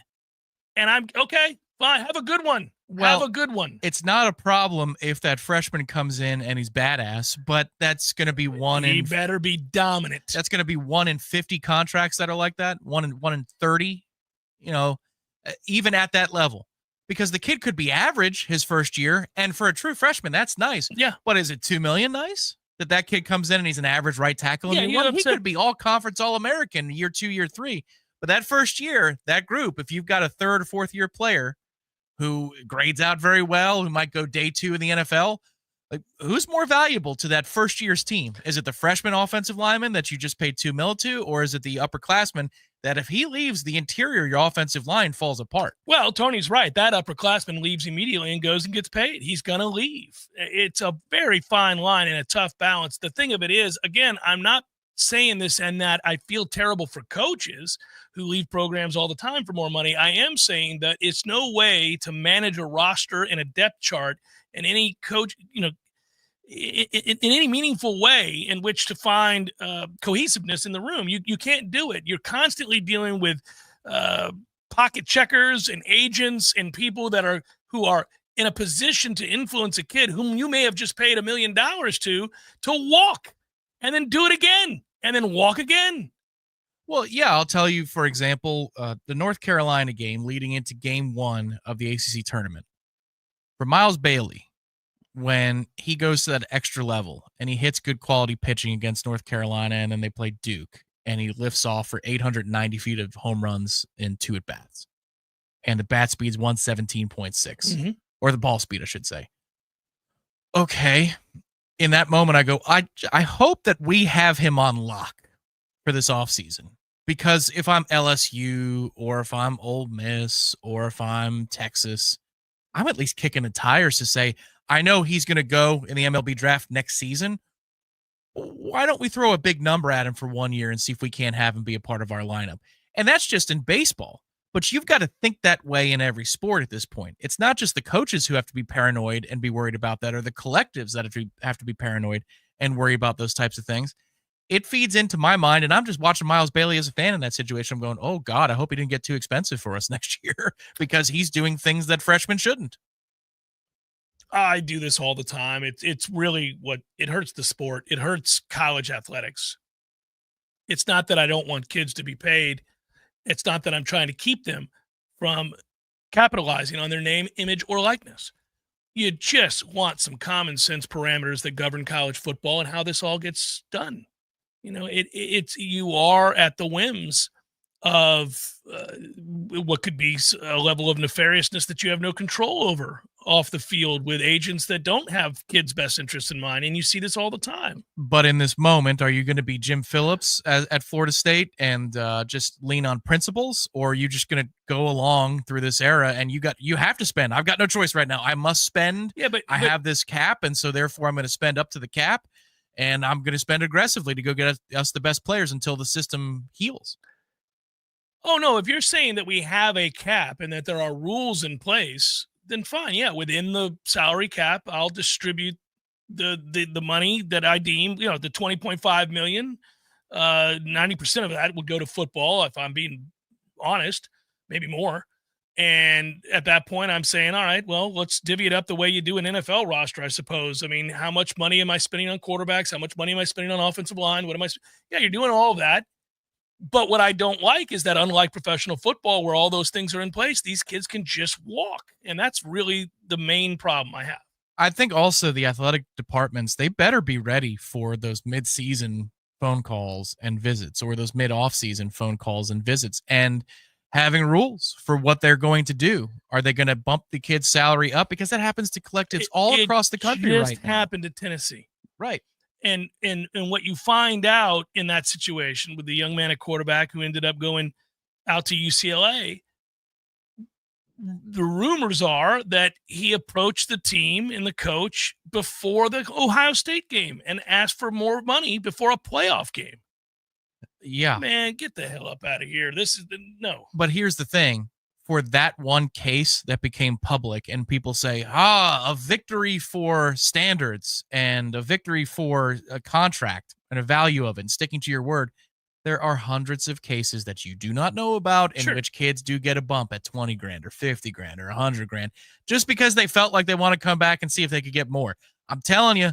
So that Nico case may be one. No pun intended with the band. That Nico case may be something where you say, good for college football. They're starting to get it right and fight back. There's a lot more of those where they're just going to cut the check and say, we can't afford to lose you. Yeah, and I don't even know that the Nico case was won, right? I mean, that hurt Tennessee in the long run. I don't think it helped Nico at all. He didn't get more money to go to UCLA. No, it hurt him. I think Tennessee might be all right because they got the Appy State quarterback. I was just going to say the handlers are I mean, this is. Yeah, I'm just saying that most of the times the kid get what they want. The kid will get the extra bump, and we don't know. It's anonymous because, of course, it would be because it's the university or the collective doesn't want you to know that comes to light. It's brutal. It is absolutely brutal. It is, again, you can be for kids getting paid and paid handsomely, and I tend to lean in that direction. But that said, I mean, we can't be in week 4 and I had a good week in week 3 and a roll in to tell you I want 100 grand more.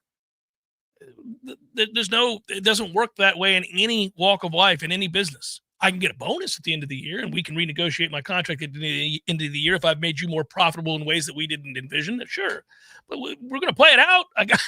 We're not going week to week. Do I get to dock your ass the following week when you suck? Of course not, because it can't be incentive laden because they don't want to pay for play. Right, which is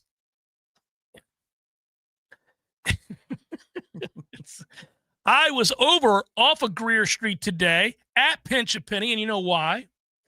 I wasn't there to look at the amazing selection of hot tubs. No, I was not. I was there to look at something I am very curious about and interested in and wanted to learn more, which is the cold plunge tubs that are now a thing everywhere. People all understand what's going on with saunas and cold tubs and plunges and the like for, biohacking and those kinds of things. I'm learning more about it, but they have them. They now have them at Pinch a Penny. You can go there. We're talking about Hot Springs, right? The largest name in the industry. They have now figured out, rightfully so, that this is a thing and that more and more people are engaged in this and that they're using it for wellness. And so they did some research and they decided, well, this can't be good. It's got to be perfect if we're going to put our name on it. And so it took them some time. They've engineered these tubs now. They're affordable. You can get them for low interest rates. They're actually, I think, in the sense of size, they're perfect for like your back deck. If you just want to, 3 minutes in the morning, 30 seconds in the morning, whatever you want to do, you're all set. They don't take up a massive amount of space. It's perfect. I learned a lot today. You can learn more yourself by swinging by over there at Pinch a Penny Pool and Spa off of Greer Street and talk to Brian and his team. They'll kind of inform you some more here. This is sort of just a cursory glance, but they now have the cold tub plunges that you can find and not just hot tubs. Pretty cool. Chef Cameron, 93.3 Real Talk Radio, Warchant TV. Your local news now. Tallahassee police are investigating after shots were fired overnight Friday in West Tallahassee, leaving one person injured and causing damage to nearby apartments and vehicles. The incident unfolded just after 1 a.m. Friday in the area of Whitehall and Call Streets. Officers arrived on the scene and were flagged down shortly afterward by security. Security told officers that a man had been shot in the backside. A preliminary investigation revealed that multiple rounds were fired during the shooting. It was also determined that 3 vehicles and 2 nearby apartments were hit by the gunfire. The victim was transported to a local hospital and is expected to survive. At this time, police said there are no suspects and no arrests have been made. Anyone with information is encouraged to contact the police department. This is Rachel Lene with Real Talk 93.3 Local News Update, brought to you by Macklemore Systems, Tallahassee's go-to Mac store. Check them out online at MacklemoreSystems.com. This is meteorologist Paul Trombley with your Real Talk 93.3 weather update. Chance of thunderstorms this afternoon. Otherwise, overcast skies. Daytime highs approaching 91. Winds out of the southwest, 8 to 15 miles per hour. Slight chance of thunderstorms tonight. Lows dip down to about 73. Partly cloudy skies. Cloudy skies expected tomorrow. Chance for storms. Highs around 90. This report is brought to you by the Lawn Johns. For all your landscaping and lawn care needs, visit thelawnjohns.com. Right now, 89. On the front lines, fighting the insanity of the woke, it's Matt and Brett Oster with a...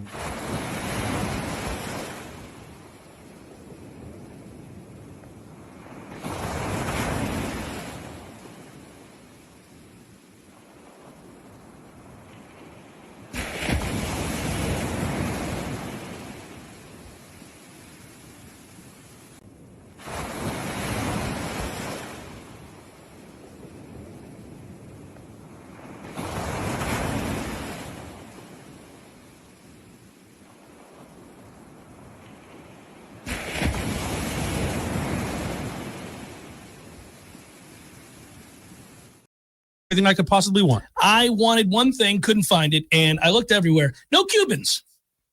What do you mean? No Cubans. There was Cubans. No, I didn't see any Cubans. Dude, I'm sure there was Cubans there. I mean, you know. No, I walked around. There was a moment right before the show. I thought, got to find some Cubans. Nothing. Dude, there's Cubans. There was Cubans. I'm sure there was Cubans. In Las Vegas? In Las Vegas. No Cubans in Vegas. There's Cubans in Vegas, man. Eddie, there were no Cubans. Chef. The sandwich. There were no Cuban sandwiches. You're Cuban. Of course I know there were Cubans there. Oh, the sandwich. Yeah, no, there probably wasn't many there in Vegas. No Cubans. No, not yet. Florida, bringing the flavor and flair of Cuban food to Tallahassee since 1996. The Jeff Cameron Show is a production of the Warchant.com Multimedia Network. Check out Warchant.com today for the latest news inside Florida State athletics. That's Warchant.com. Now, back to Jeff on Real Talk 93.3. For all my listeners in Ocala, how do you do it? How do you do it? Listen to this last night, Tom. I got the Ocala 23 shirts up on the screen. Do you have them on the screen? There they are. Always remember Ocala 23, and now we revisit the horrors of Ocala. Not the whores of Ocala. But the horrors of Ocala.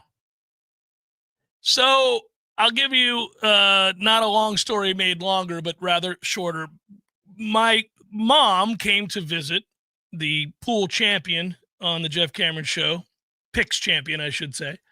Came to visit over the holiday weekend and was in town Friday and Saturday and for much of Sunday. And then took both my boys, Bryce and Clark, back down with her to Bradenton, where they live, her and my stepdad, and did so because, I wanted my boys to visit my grandmother, who, believe it or not, after all these years, is still with us and sharp as a tack, coming up on the age of 99.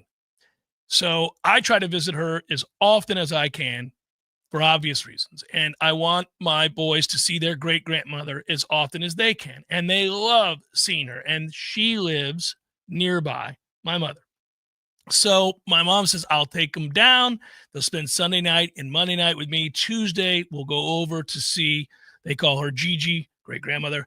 And we will have breakfast and lunch with her, and we'll hang out for the day. And why not, after you get off the air on Tuesday, you meet me halfway. I'll come meet you in Gainesville. That way, neither one of us have to make the long journey, 4.5, 5 hours back. And I'll drop the kids back off to you. My oldest son, is getting ready to go to Europe this summer, and this was the one time we could do it. So I said, all right, perfect, Mom. Thanks for that. Well, you know where this is going.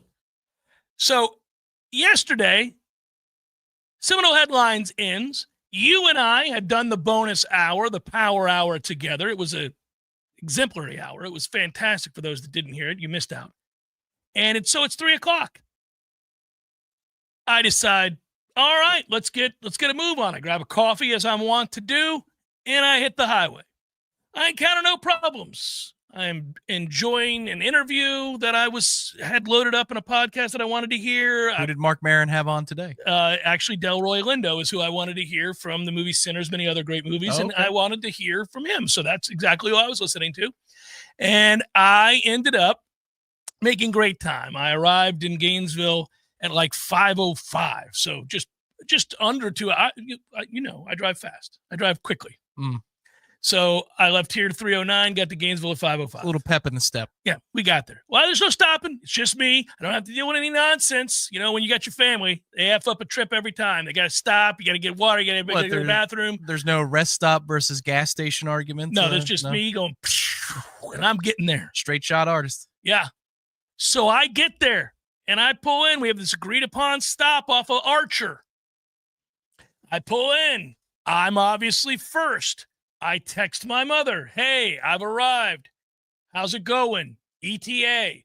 And the reason I asked about the ETA was because there's a bookstore right down the street from where I'm parked. And I like bookstores, so I thought I'll go to the bookstore if I got a little time and hang out, have maybe another cup of coffee, and catch up on the book I'm reading. Well, much to my chagrin, the response is, oh, we're running behind. There's been a problem. First of all, Tampa's traffic was awful. And now, for some reason, as we're getting close to Ocala, everything has come to a halt, as it's wont to do in Ocala. This is an omnipresent problem. Get it together, Ocala. You people are a mess. It is the McDonough of Florida, and it should be burnt to the ground. They cannot fix this highway. What is going on in Ocala? So she says, I'm not going to get there till 6:45. Oh, no. That's not a bit behind. No, that's not a bit behind. And I did even text, that's not a bit. But that said, it's not her fault. I can't get mad. Little frustrated, but I can't get mad. So I say, you know what? It's the bookstore after all. I grab another coffee. I go to the bookstore. About an hour and 15 minutes goes by because I've got that kind of time to waste. And I text again. And I say, how's it going? And my son writes back, we haven't moved. They hadn't moved. Now, I don't mean this, of course, but I say when you get up to whatever this accident is, there better be bodies strewn across the highway, because what in the world could take that long for them to move vehicles and to get people off the road if need be? What in the world? So, buddy, you know what time they arrived? I ended up having to get back in the car, drive back down to Ocala to immerse myself in the nonsense. I didn't go across the barrier where I'd have to be stuck in the same things they were stuck in, but I ended up pulling off a Silver Springs, wherever the hell that is, by that Publix, and we got 9 o'clock. 9 o'clock. Oh, my goodness.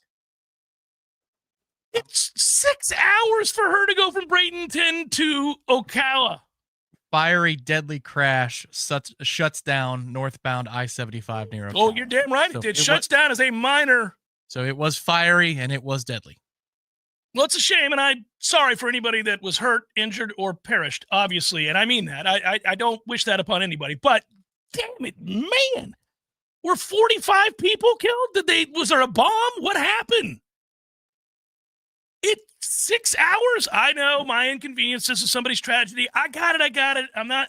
that insensitive, but my goodness I will tell you gracious. that there is even a default problem that they have there, and I see Don in the chat from Tried and True. He says since 85 they've had this issue. No, Don, not 85. I mean, they've had an issue relative to the hills that they have for those overpasses. People get freaked out when they go because they can't see what's on the other side of the hill. So you'll just have people braking for no reason, and you'll get to the other side of some of those overpasses on I-75, and there's nothing there. It was the same phenomenon that used to happen on 275 in Tampa before never they even noticed the hills. What is wrong with people? Small, and they're small. They're not big hills. No, they're small little humps. Hence, I don't notice them. Right, they're small little humps, but people don't like the lack of visibility.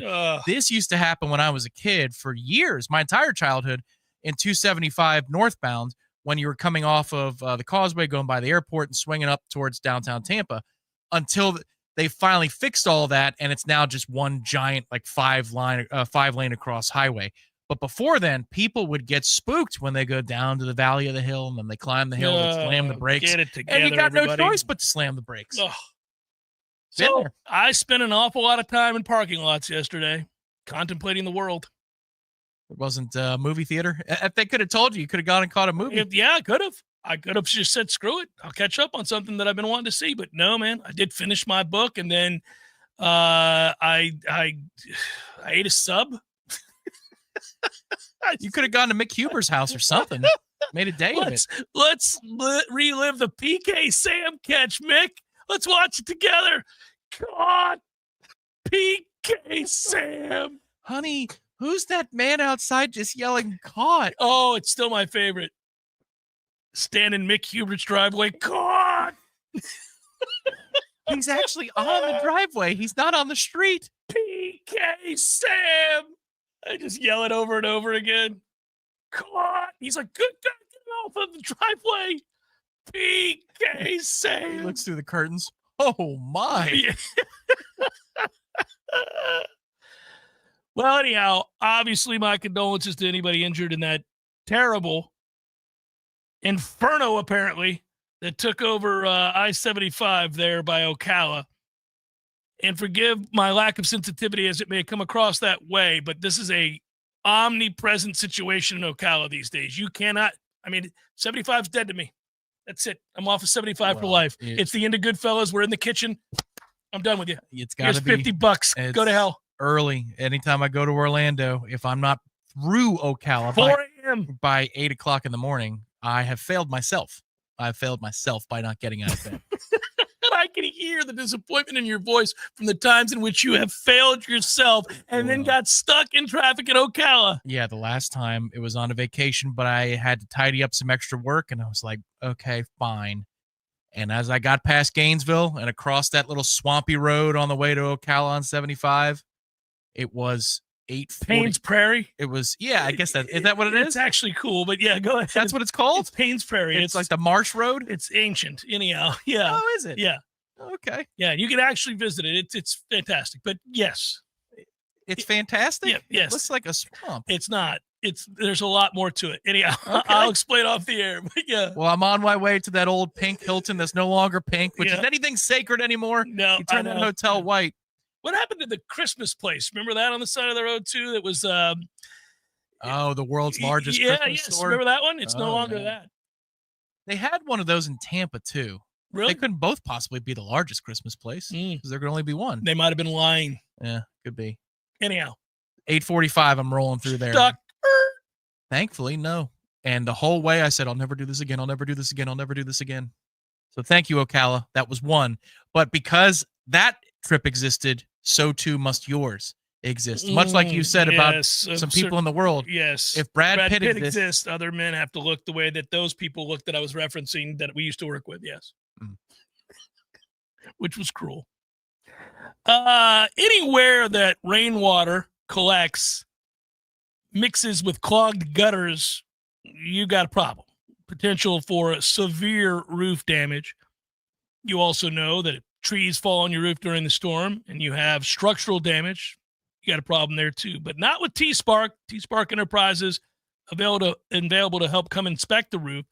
T-Spark is one phone call because he can not only fix the roof, but they're licensed general contractors as well, and they can take care of any structural damage to boot, which is a very good thing. So if you would, Give my friends at T-Spark Enterprises a call for all your commercial and residential roofing and construction needs.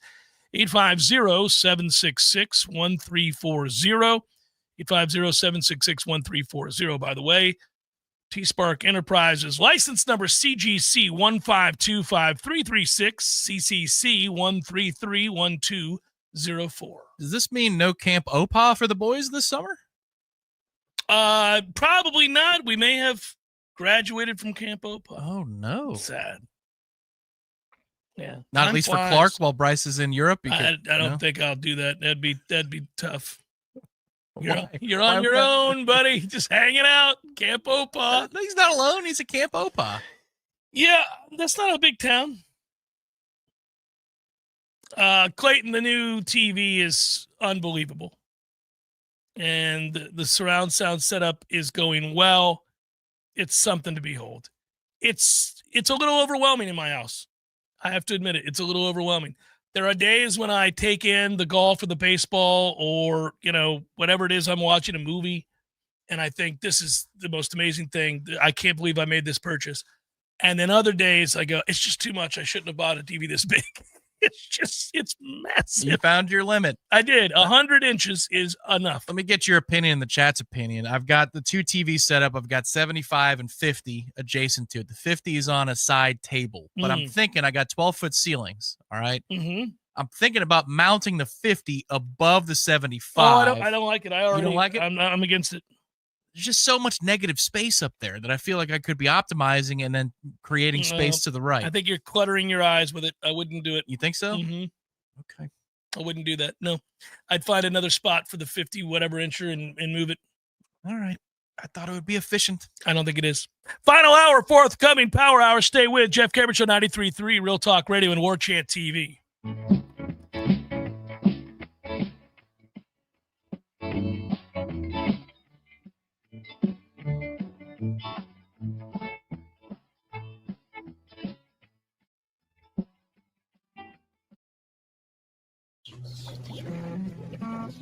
There's nothing like relaxing in a hot tub after a long day.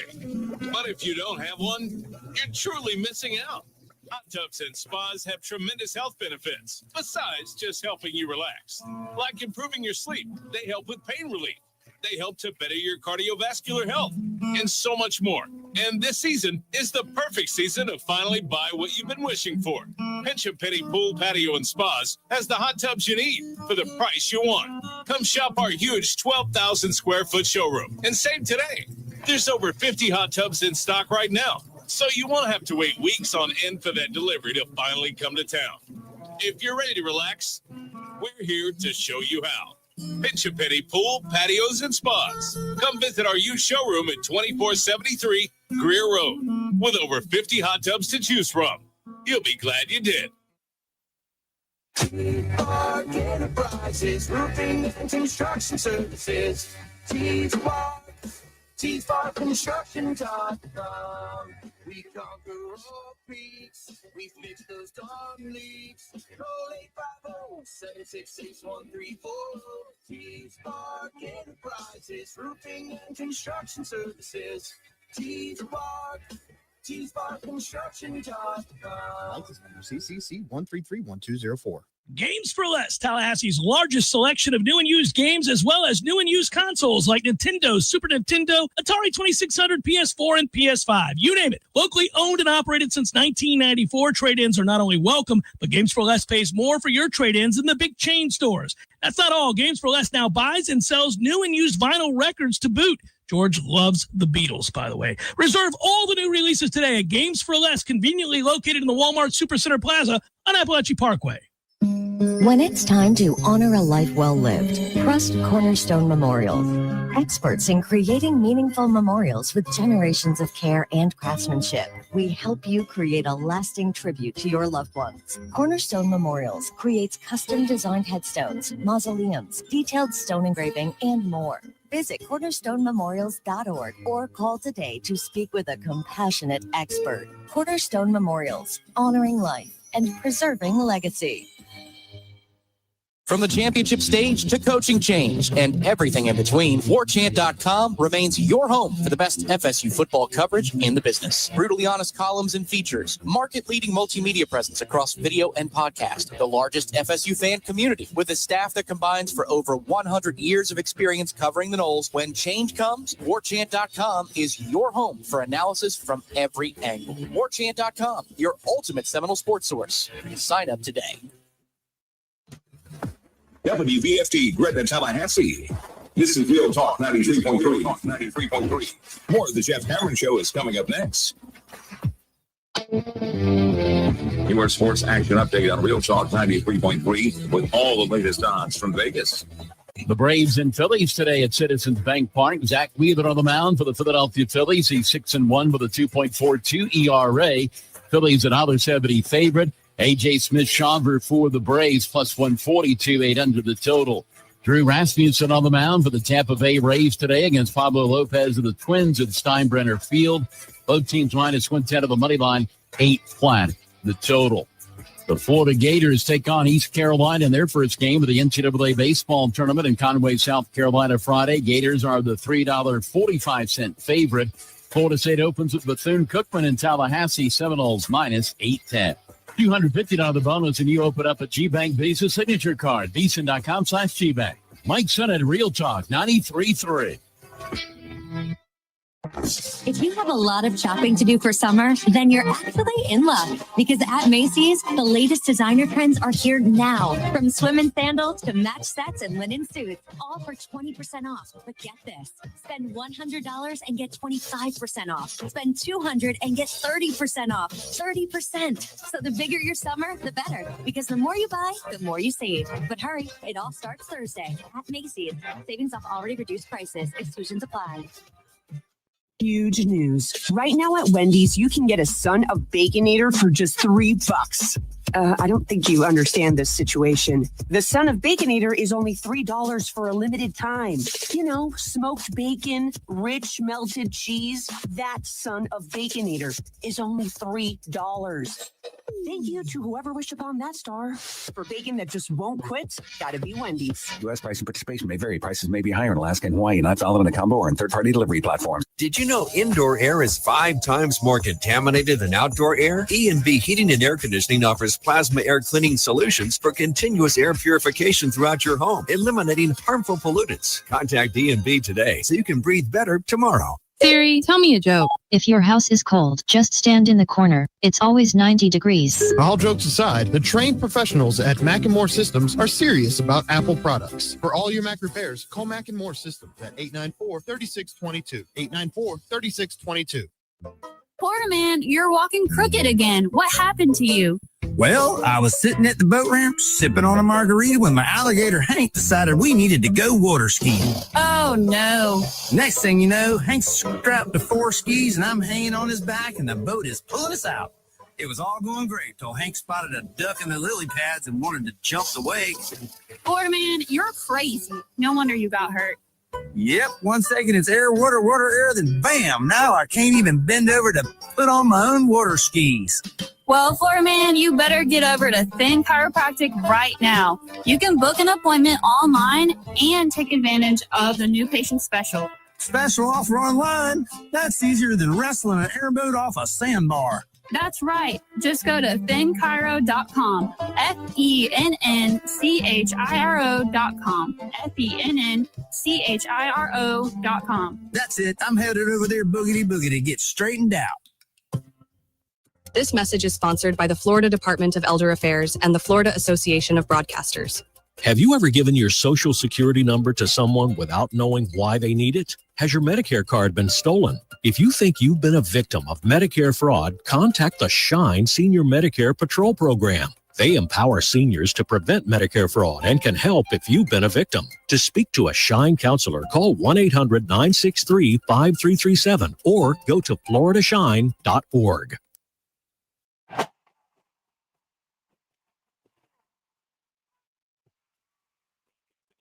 Florida's capital city. This is the Jeff Cameron Show, brought to you by Orange Theory Fitness on Real Talk 93.3. Now, stop what you're doing and listen closely. It's time for the Jeff Cameron Show in 5, 4, 3, 2, 1.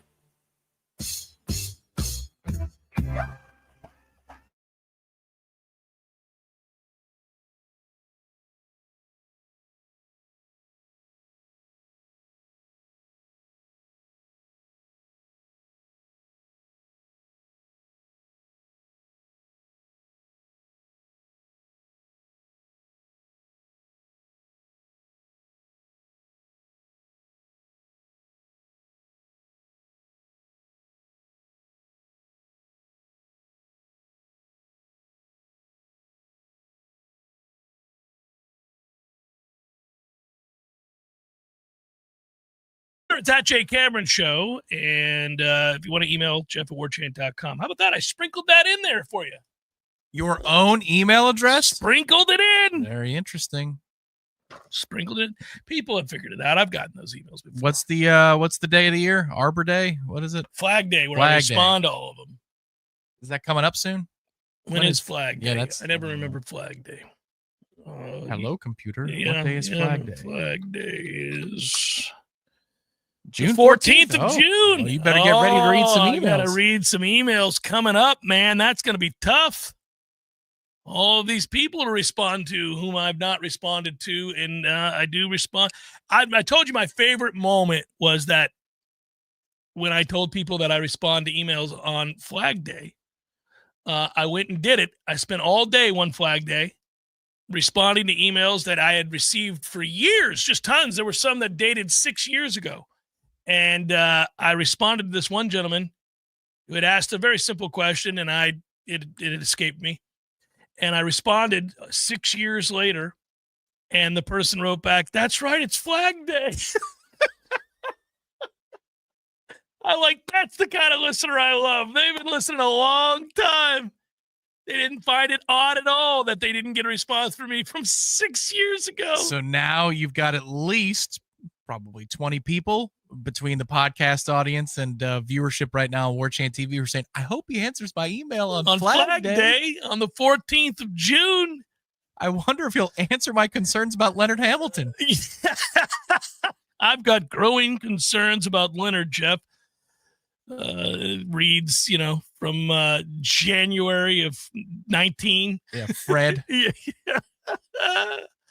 I'm actually excited about basketball. It's not the time to be excited about basketball, meaning Florida State basketball, but I've rather enjoyed the efforts of one Luke Laux. So it would have been nice if Jameer Watkins did not remain in the 2025 NBA draft. You saw that, right?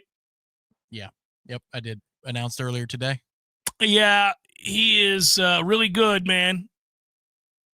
He had a season in which it was 18, 5, 2, and 1.2 steals per. So he's not going to play college basketball. He's going to go down the road for the NBA. I also loved that we began the show talking about how it was that it's evident that the athletic directors and the coaches and the commissioner of the SEC, as they continue their meetings in Destin, are not on the same page. For those that missed it, I talked about those meetings in Destin and saying that the ADs want 4 automatic bids for the conference. If they get it, they'll agree to a 9-game schedule. The coaches want no part of that 9-game conference schedule. What they want instead is a 5+11 format. The 5 conferences, top 5, get their champion in, of course. Everybody fights for an at-large bid the rest of the way for the other spots. The coaches believe that'll lead to even more SEC teams making their way in because they believe, as the dominant conference, that it'll play out that way. But they don't want to play a 9-game conference schedule. The coaches also want one portal. That I agree with them on. The Big Ten wants that too. They want it at different times. One wants it to be the second half of January. The Big Ten wants it in late March, early April. But they've all taken turns sniping at the committee and the selection committee process and not rewarding the SEC with every spot available for just existing and playing within their own conference. That is correct. And that seems to be a unified front from Sankey all the way down to the coaches. Yeah, well, I mean, this is kind of a discussion we've had many times over. It's interesting. Yes, you got to win games. You just because you play a lot of tough games, you do have to win some of them. You can't lose 4 and 5 times. But I do strike the balance. I'm a little bit more, in my opinion, fair-minded, much to the chagrin of most of my audience, with this because I envision the time in which Florida State will be in the SEC, and I promise you, there's going to come a time where we end up with the first, second, or third strength of schedule in the country and garner 2 losses, maybe 3 losses, and it's between us and some one-loss team from a slap-ass conference that plays nobody, and I'm going to say, don't be a hypocrite. And you've reserved that right. Kalen DeBoer said openly, I wonder what would happen to some other teams if they played our schedule. And I'm like, bad year for that, Kalen. Yeah, it wasn't a good idea. I mean, they probably lost would to have a beat 6-loss Vandy. Oklahoma team. Yeah. They might have beaten Oklahoma, too, because they were beaten up at that time. Wasn't even like they were firing on all cylinders No, there. they had lost their entirety of the receiving corps. I mean, so, yeah. I don't – it is tough, though, because if you enter into one of those super conferences, and there's 2 at this point, the Big Ten and the SEC, you are going to have a year. You know, shoe on the other foot. All of a sudden you're in the Big Ten, Tom, and it's a year in which, for whatever reason, you play Southern Cal, Oregon, Ohio State, Michigan, and, Iowa or something on the road. I don't know. You're going to say, like, look, dude, we got a couple losses. Got it. If we had played in the Big 12, we wouldn't. But, I don't know.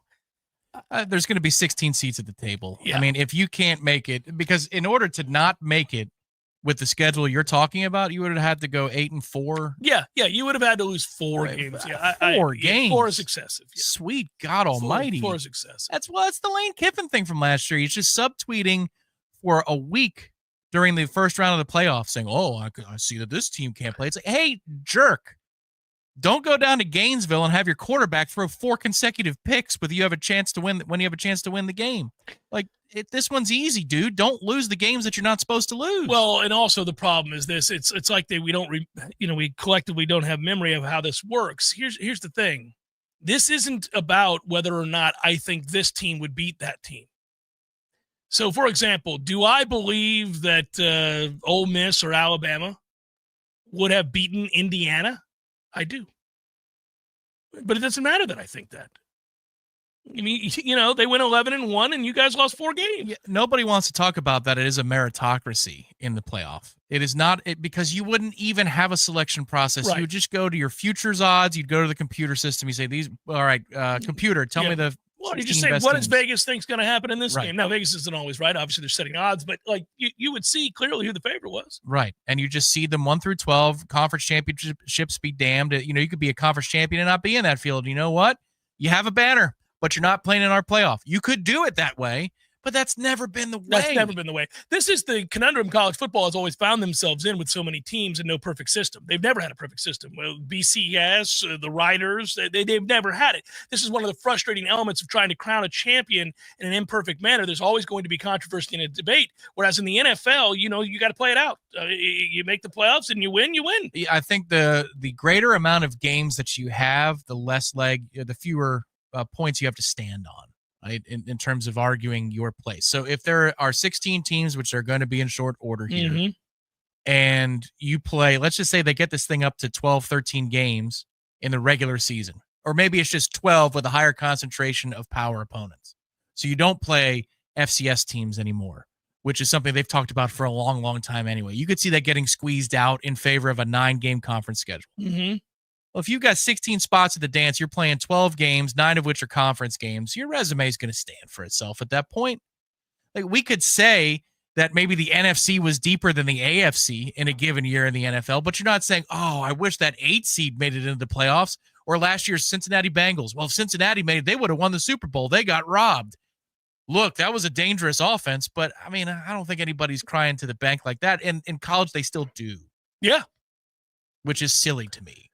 It's frustrating, and it's especially frustrating as people who love the sport. And now it's even more unhinged than it's ever been because you have these warring factions, if you will, and there are power players and built-in advantages, and the money is not equal, and you have a lot of really difficult things to overcome with no czar of a multi-billion-dollar industry. If I were the coaches, I'd be careful about pushing for that 5+11. I think I'd want the 4 auto bids. These things are cyclical, and I do think that if I don't know how much longer they're going to be cyclical, buddy. Well, look, there's going to be a reorganization of the sport, I believe. But in the interim, if you have a house settlement, and then let's just say that in 3 years' time or 4 years' time, you have some sort of collective bargaining. Well, now the playing field is equal. Right.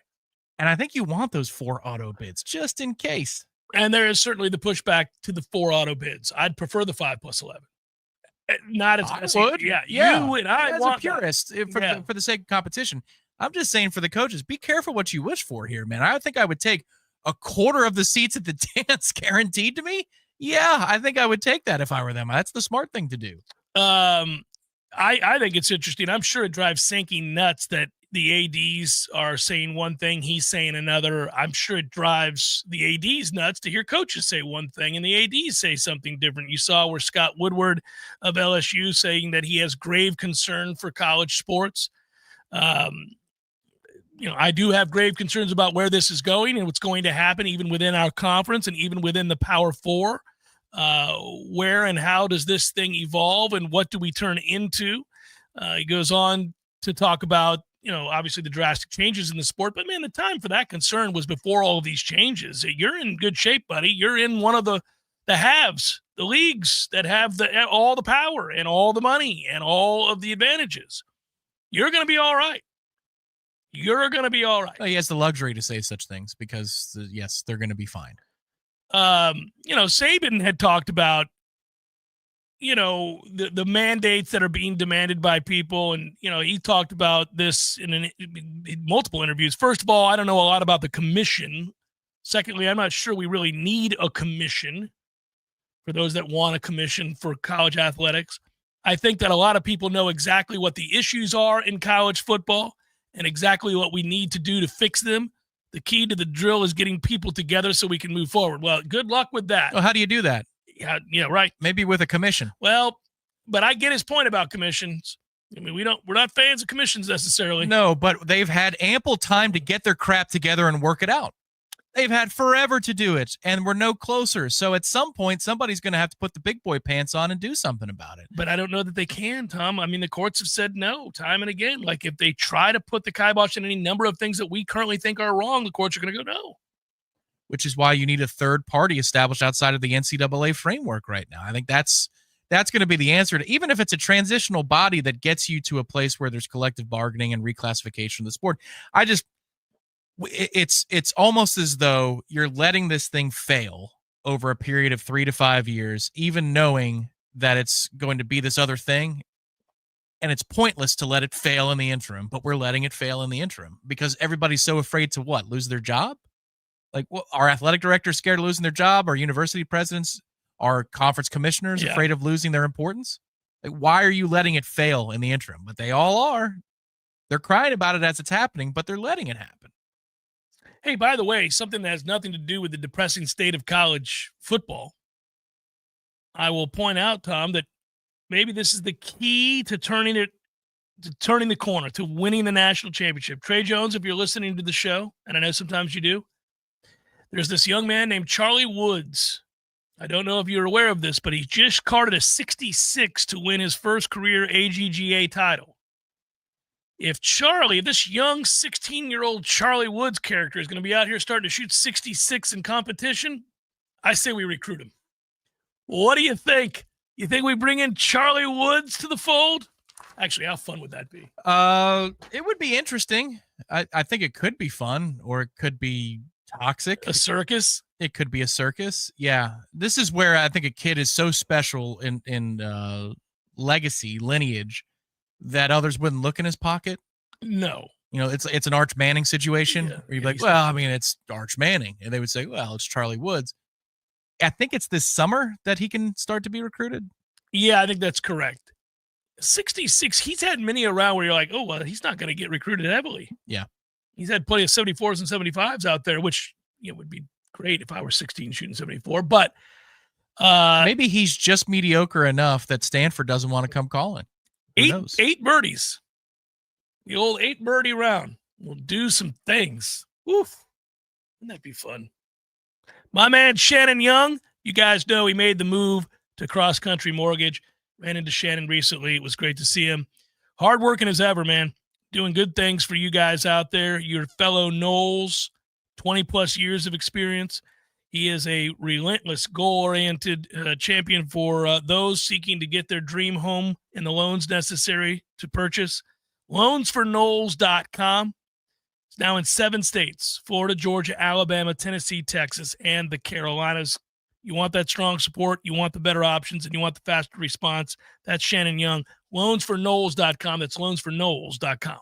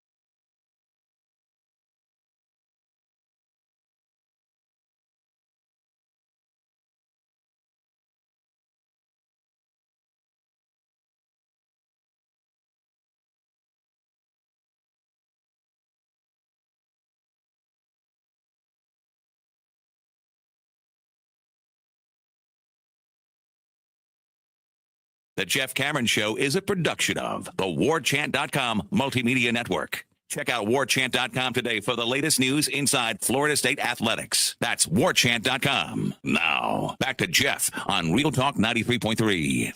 Strike you as odd that Georgia Tech unveiled team rings commemorating the 2024 football season? For what? They went 7-6, 5-3 in the ACC for the second consecutive year. Their 7 regular season wins gave them a berth, if you recall, to the 2024 Birmingham Bowl, a bowl they lost to Vanderbilt 35-27. It was their postseason, let's see, it'd been the first time they'd gone back to a bowl since 2013-2014. So that's what you get a ring for, is because you made a bowl? They were a perfect 5-0, undefeated inside of Bobby Dodd Stadium for the first time in 25 years. They did beat Miami and Florida State. I don't know, man. That is weird. I don't think I would have put.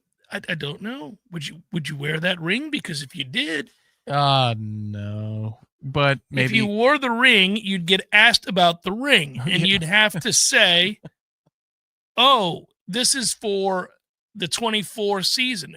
Really? Where did you play? Georgia Tech. What did you do in 2024? We went 7-6, but you won your bowl game. No, we lost to Vanderbilt. Oh, yeah, you played that classic game with Georgia that went to 1 million overtimes. You guys won that game? No, we didn't win that game. We did beat Florida State. Yeah, so did 10 other teams. 9, sorry. Forgive me, 9. Yeah. It was 10 total out of 12. Okay. I mean, each to his own. Go ahead. That's bizarre. What's even more bizarre is Georgia Tech, the website, and the Twitter account posted summer ice with pictures of the ring. Oh, no. Why? Agreed. What is wrong with people? Yeah, agreed, buddy. That was note for note there. Good job. Thank you. Yeah, man. Even with the shakiness in the voice? Yeah, you got that in there. The trepidation. I don't understand. That's how, this, like a lot of things, we do this frequently when it's the PR firm. I'll say to you, did somebody say this out loud?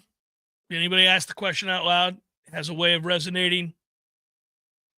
Typically, when you say something like, I was thinking about getting the team some rings.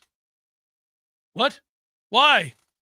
Well, no, tell me. Why? Coach Key, why would we have rings for last year? Well, we went to a bowl game that we lost. Right, but we went. Yeah. You lost to a 6-6 Vanderbilt team. Yourself, you went 6-6 in the regular season.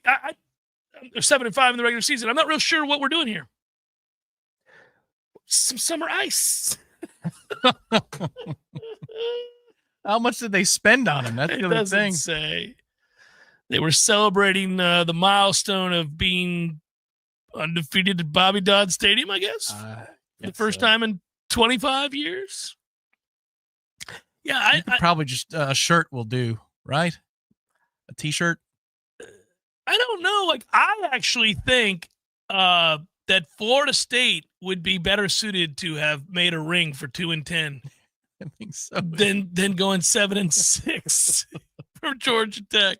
This was really hard to do. Truthfully, unprecedented in the modern era of FSU football. Check out my 2-10 ring. We did something that most people thought impossible. It is quite literally much more rare than an undefeated national championship season at Florida State. Yeah, and by the way, guys, if you just look at the odds of us going 2-10, what an extraordinary accomplishment that we managed to do so. Nobody thought it possible. Every week, go back and look at the spreads. They said it couldn't be done. But there, we did it. We found a way to go 2-10.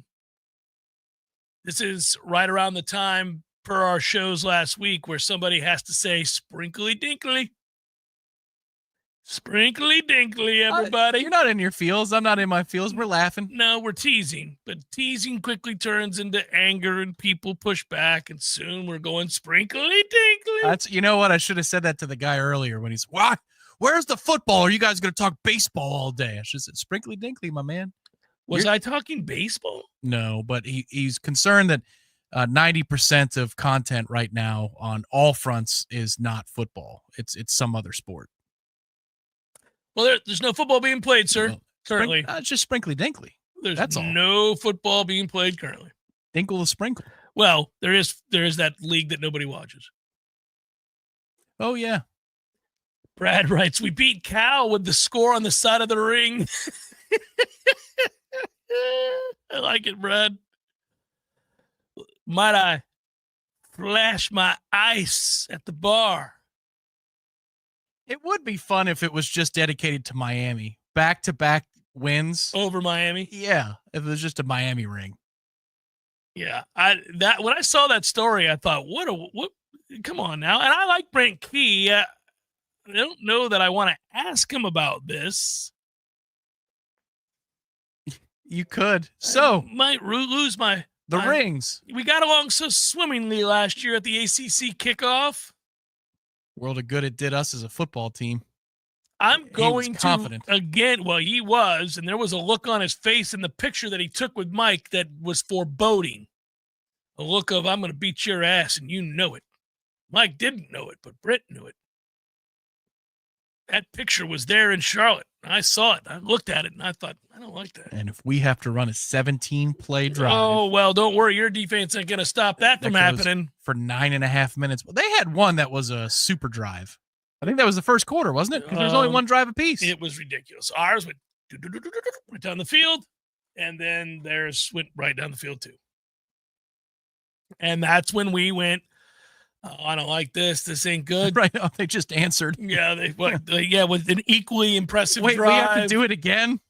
Oh, no.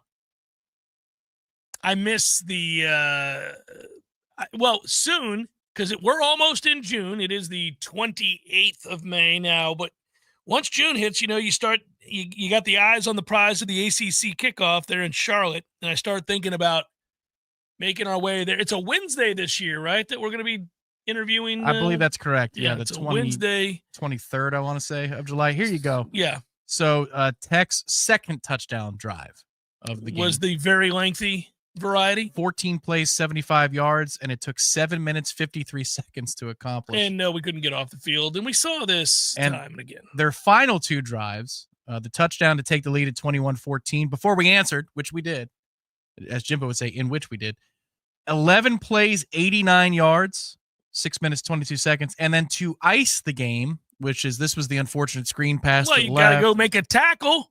12 plays. This is an Army drive right here.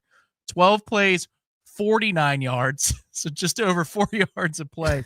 6.5 minutes so when we tied the game, there were 6.5 minutes left. We didn't touch the ball again. 6.5 minutes to go 40 yards.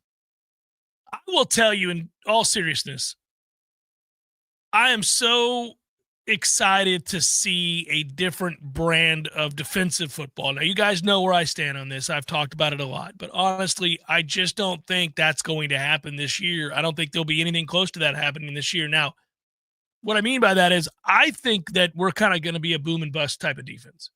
I think that you're going to end drives quickly, either by giving up a touchdown or a big play that shortens the length of the opposing team's drive, or you're going to make a big play and get off the field. And I think we're going to be physical. I think we're going to swarm, and I think we're going to play in a way that doesn't allow for – how long was the drive that you just cited? Oh, which one? There's the last one that closed out the deal. 12 plays, 49 yards, 6.5 minutes. Yeah, the 12 and 17 play drive, I don't think we're going to see a lot of. I tend to agree. The one of the things, there's a Q&A with Jabril Rawls that's coming out on the site. It's part of the student-athlete series from the Battle's End. Mm-hmm.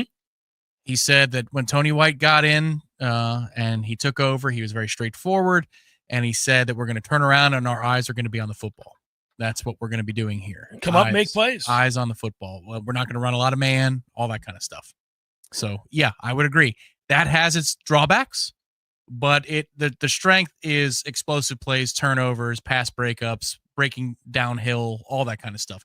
But it is susceptible to, manipulation, coverage busts, and wide open dudes down the middle of the field. Those are probably the things that we're going to see this year. That's okay if we get some turnovers, because I would sure like some short fields. Give me that all day, every day. I can't deal with the limited possessions because you can't get off the field, and then you're stuck with your offense now under immense pressure. Now, listen, last year's offense could have had 100 plays a game, and they wouldn't have produced much. But we're excited to see this offense. And again, the run game is going to be of vital importance, or else we'll loathe this offense. If they can't find a way to run the ball, we're going to hate this one too. But I suspect that this is going to be a much more boom or bust mentality, and that'll allow for more opportunity. The one question I have about the group this year is, in terms of its depth, is this pace that they want to play at?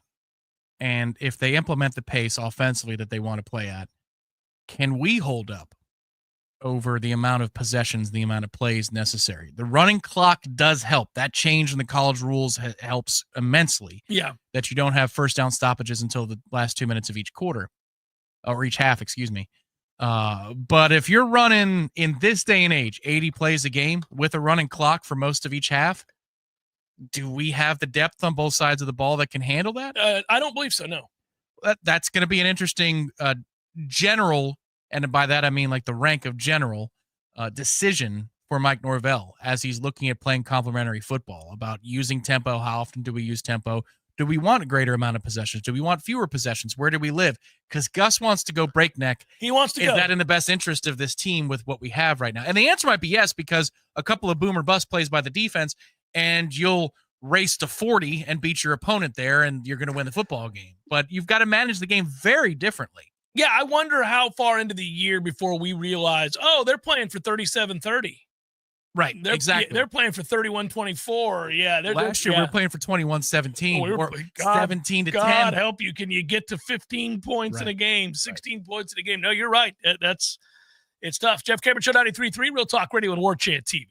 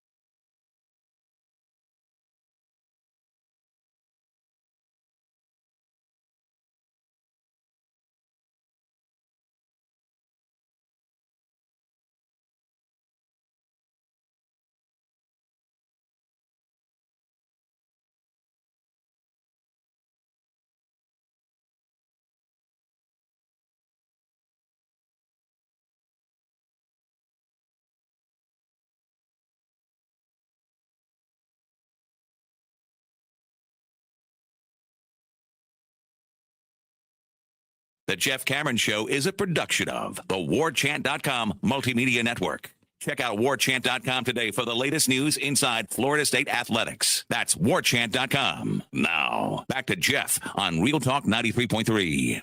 It's funny how something that can be good for a league could also be terrifying. And I'll just say, Tom, it looks like we're staring at a couple of things that are not good for either the NHL or the NBA. And that is, we're going to get an Edmonton, Florida rematch in the Stanley Cup Finals, and we are going to get an NBA Finals of Oklahoma City and Indiana. The commissioners of both those leagues have to Yeah. Awesome. Yay. We're going to crown a champion. Okay, everybody. It's even more terrifying if you're the NBA, and I'll tell you why. Even though the MVP resides in OKC, his style of play is less than inviting to watch. And then the other problem is both those teams, Indiana and Oklahoma City, are young and under contract. They're going to be good for some time. This could be the start of a rivalry. Like, really great. Maybe we'll get another Indiana OKC Finals. Now, listen, as a sports fan, as a fan of the NBA and as a fan of hockey, I don't really care. I mean, I want my teams in. I would rather see Orlando in the finals for the NBA, but they're not good enough. And I'd obviously like to see the Lightning. But I'm just talking about it from the perspective of the two leagues. I don't need what ESPN wants. I don't need that. As a sports fan, I don't need to see New York versus LA. I don't care. They want that desperately. It's easy for them to promote that. Advertisers want it. Networks want it. But that's not how I view sports. I don't view it from the prism of what would be good for those leagues. I don't really care. In the NFL, I don't care if it's the Bucs Jags in the Super Bowl, which the nation would hate. My team would be in it, and I'd be happy about that. Or if it's a compelling matchup, that's all I really care about. But I did think about it today. I was like, ooh, those numbers might be record low for both. Yeah, they're trending into a horrible place. It will be funny, but I'm like you. If it's good competition, that's all I care. I don't care what city the teams are from, but I'm not like most of America. Now, I will say an exception to that rule was once Carolina, Florida was the Eastern Final in hockey, you couldn't pay me to watch that. Well, because you also knew it was going to be one-sided. Absolutely. And it was going to be an ass beating. No, I would watch Friday NASCAR stuff, like the truck series, before I would watch that. Like, no, thank you. But the Dallas-Edmonton series has been good. Edmonton appears to be on their way again to a rematch. But yeah, I mean, you could be staring at it if you're hockey. You know, Florida-Dallas, Florida-Edmonton again next year. Could be. And I'm sure that Gary Bettman's like, okay. This Florida expansion is good for us. It has worked. We've now sent what is likely to be 6 straight Eastern Conference representatives from the state of Florida to the Cup Final. We could probably spread the love around. I think we're okay now. Can we get a New York? Can we get a Boston? Can we, for the love of God, can Philly reach 90 points, please? Well, there's no doubt. If you don't care about, ratings or whatever, and you just you love hockey, like you and I talked about, we marvel at what Florida's put together, just as previously we marveled, and happened to be our team, what the Lightning put together. And I kept thinking about the league and how they must be, if you're Canadian, sweet Jesus. What's it been? What's the years? 1993, Montreal. I mean, and you're sitting around going, the state of Florida is going to produce 6 straight Stanley Cup participants. 6 straight from the state of Florida, and both will have accomplished the same with Florida if they win it again. It's 3 times in a row to the Stanley Cup Finals, winning it twice. I mean, good God. Well, of those 6 Western opponents, you could have Dallas once, Vegas twice, Edmonton a couple of times, but mostly non-big markets. Of course, they want a Canadian representative.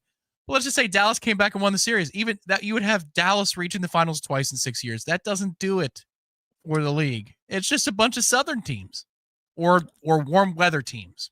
Yeah, and every time they get a little tease too, because this isn't the first time Toronto has been the 1 seed and had a chance, but they never do it.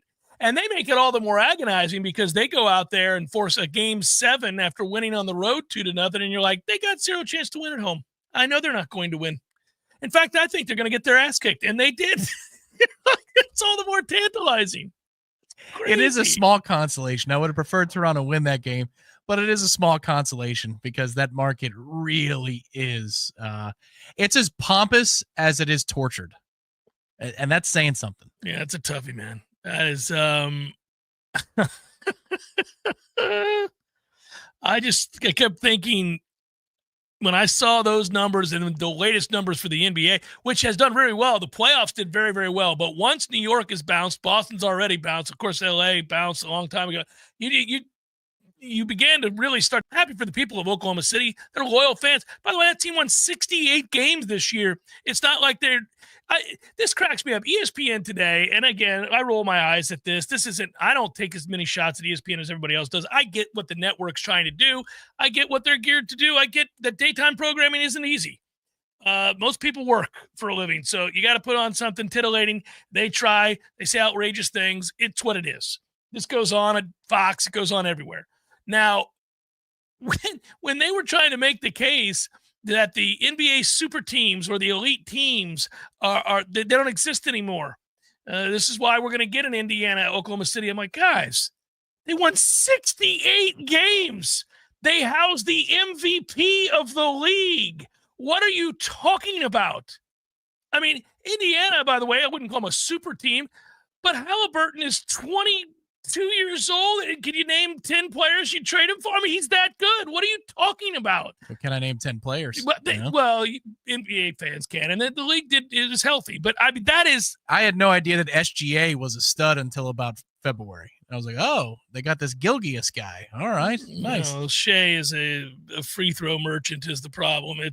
It's a little. I've seen some arguments though that say that he is no more frequently at the free throw line than people from the 70s and the 80s who won NBA MVPs. I'll just say stylistically, my problem with like the Hardens of the world. He's not that. He doesn't do the things that Harden does, but he goes foul hunting. It gets a little old. It gets a little old. But the league has allowed for that, and that's what it is.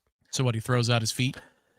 No, that is the thing. He's a very good player. He's a very, very good player. But he certainly contorts his bodies in ways. He gets in the lane though and does it better than it's not the Reggie Miller 3 kick my feet out nonsense that was later adopted to much greater efficiency by the James Hardens of the world, which I couldn't stand. No, the NBA did do a good. I will say this about that league: their commissioner Silver does a very good job of listening. I mean, if something is seen as a growing problem, they address it quick. Like it took the NFL forever to start to address the hip drop tackle. Like the hip drop thing that you see now it's banned. I remember thinking when I saw it for the first time, there were always cases where you could see that a guy kind of engaged in it a little bit, but then it became a modus operandi. You began to see smaller defenders recognizing this is a way to quickly get a guy to the ground and not form tackle and not do something in which I drive a player to the ground the way that it's supposed to work. I just have to just drop my body weight, and unless they want their knee to snap, they're going to go down. But it always ends in the Jordan Travis play. It's an ugly, it's dirty. There's intent. There's no place for it in the sport, but it takes the league a long time to address those things and then say, oh, well, we're going to get rid of it and we're going to call it for what it is. It's very obvious. And I remember the pushback was like defenders going, well, what are you supposed to do if you're at a certain angle? Come on, man. You know what you're doing. You know whether or not you're engaged in a hip drop. There are close calls. There are times where you are at such an angle and you don't have leverage and you're already falling and you're not going to let go of the guy. So it can look bad. But then there are the very obvious hip drop tackles. And that's what they're trying to eliminate from the sport, just like launching, where you could go, okay, look, man, guys get hit crossing the middle of the field. It's a dangerous game. Everybody signs up to play it. They understand that. And you can be hung out to dry by your quarterback, and that's not a defender's fault. And if he caves your ribs in and you're left incapacitated on the field, I don't think you're defenseless. Screw you. That was the play. That's football. That's the deal. But then there are the plays where a guy comes in and has no intent to make a tackle. He's not leveraging anything. He's launching his helmet under your chin. Well, usually you can tell by the tucking of the arm. That tells me all I need to know about what your intent is on the play. If you tuck your arm in, underneath your chin. Yeah, you're not trying to tackle. You're not trying to tackle anybody. Right. So they can address that, and they're very obvious signs of it. The league takes too long, in my opinion. Not the NBA. They do a better job. Now, I think they've gotten a little too technical and silly with all the levels of fouls and all. I mean, back in the day, it's a flagrant or it's not, and most things were not. I mean, you'd really have to do something insane to get it. What did they legislate relative to SGA's game that you're talking about? No, they the game itself. If it's an unnatural motion, they're not giving it to you. So if you do something that is not within it's considered an unnatural motion, you don't get the call. You don't get that. It's not, and that's pretty easy to see when a guy flails his feet out. And it's not, I'm just going straight up on a shot and coming straight down. I'm flailing my feet out. Man, no, we're not giving that to you. And there are ways to address these things quickly. I just like that the league does that. They do a better job of it. Is the playoff, the conference finals holding your son's attention? Yeah. It seems like it's been kind of a snooze fest other than, some collapses. We've had some big moments, big games. I mean, if you had told me the Knicks in two separate games would score over 115 points and lose, but it illustrates their larger problem is that they can't slow Indiana down, and they need to be able to do that. The competition itself has been good. That matchup does not woo anybody. I mean, we're not kidding ourselves here. Like, I don't know how many people in this audience, certainly, I doubt very seriously everybody is at 8:30 tonight tuning in to Minnesota and OKC. It's a 3-1 deficit. Minnesota's on the road. This series suggests it's over. I would guess that it's over. I would say OKC will close it out tonight, and we got real close to an Indiana OKC final. Yeah. For me, I don't know. Maybe it's a sign of I'm getting into the older part of a demo that's more baseball and golf friendly. But if there's baseball and there's golf on, I've got to convince myself to even watch Dallas Edmonton at this point because I think that series is over. It is. So we'll gear up for the Cup final, and we hope it's a good one. But if we get to Game 3 and it looks like it's lopsided, well, I'm just going to go find a baseball game to watch. Like last night, I had on my own team's game, but I had on the war that was Atlanta and Philadelphia. 2-0. 2-0 means 1-0 the whole game. By the way, 98 to the elbow is why, Bryce Harper, you wear an elbow guard, and I actually got no problem with it. I'm wearing it. I mean, there's no way I'm wearing 98 to the elbow. That looked brutal. Good for you being able to watch that. I was sitting in the parking lot. Well, you could have. You have the app. I mean, you got MLB TV. You could watch it on your phone. Cue it up for some probables, my man. Let's get to. It's time for, how you say, with the pitching, probables? Red Sox Brewers, they're in the ninth of a tie ball game, everybody. Quick, tune in, 4-4. Brian Bello started that game for the Red Sox. The Brewers, Freddie Peralta. Mets taking an ass kicking by the White Sox, who have all of 17 wins. Citi Field has grown silent. Shane Smith on the whoever the hell that is pitching for the White Sox. Hey, he's good. Apparently he is. That ERA is very good. For 2.68, yeah. Griffin Canning, who cheats at golf, was not good today. Nope, that's all right. Take your 2 out of 3 and mosey on down the road. The series was oddly close. It was. A's Astros, that game is in the 5th, 3-2 Athletics. Luis Severino, Lance McCullers Jr., the Astros. I'm torn. I can't decide whether or not I should order one of those A's elephant hats. Why not? Because I don't like that they're in Sacramento. Well, they're going to be in Vegas in like 20 minutes. I would get the hat. Pirates D-backs just started. Happy Paul Skeens Day, everybody. Buccos with a huge rally last night after trailing 6-0 with Corbin on the hill. The Buccos come all the way back, win it 9-6, and on Skeens Day, they have a chance to win the series at Arizona. I shouldn't get too excited. It's Paul Skeens going for the Buccos. Zach Gallen going for the D-backs. We got the Marlins and the Padres. Did you see the second baseman, the rookie second baseman for the Marlins last night? Committed 3 errors in 1 inning. Oh, no. They blew a 6-0 lead and lost to the Padres 8-6. Oh, no. He was pulled from the game. And, Tom, I may have seen watery eyes. Hard to watch. Hard to watch that. Sandy Alcantara going for Alcantara going for the Marlins.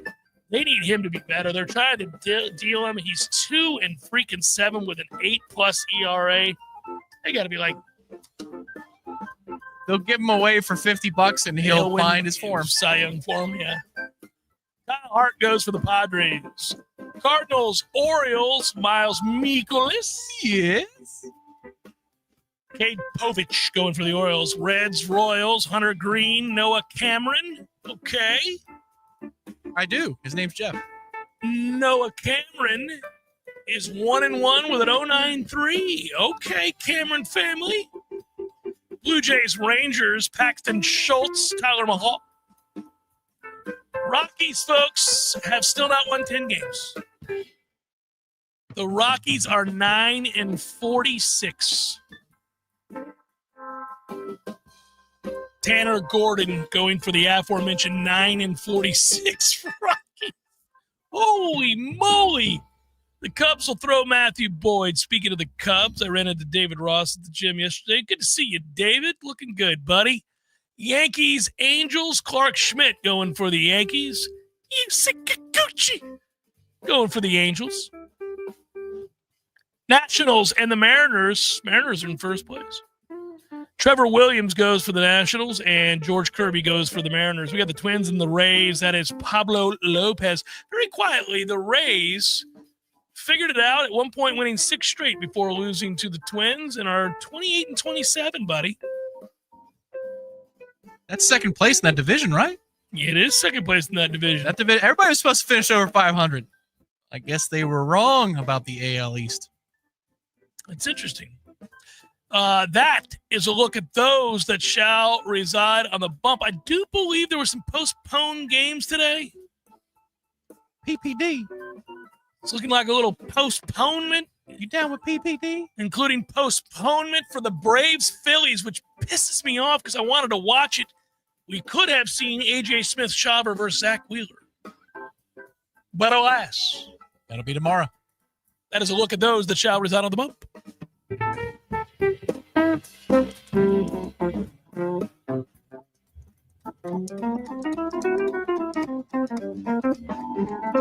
Gotta go with a little something to do. Good work out of you, sir. Thanks for watching and or listening, everybody. I always do appreciate it. Be well, stay safe, and we'll talk to you tomorrow on a Redemption Thursday edition of the JCS. Until then, peace.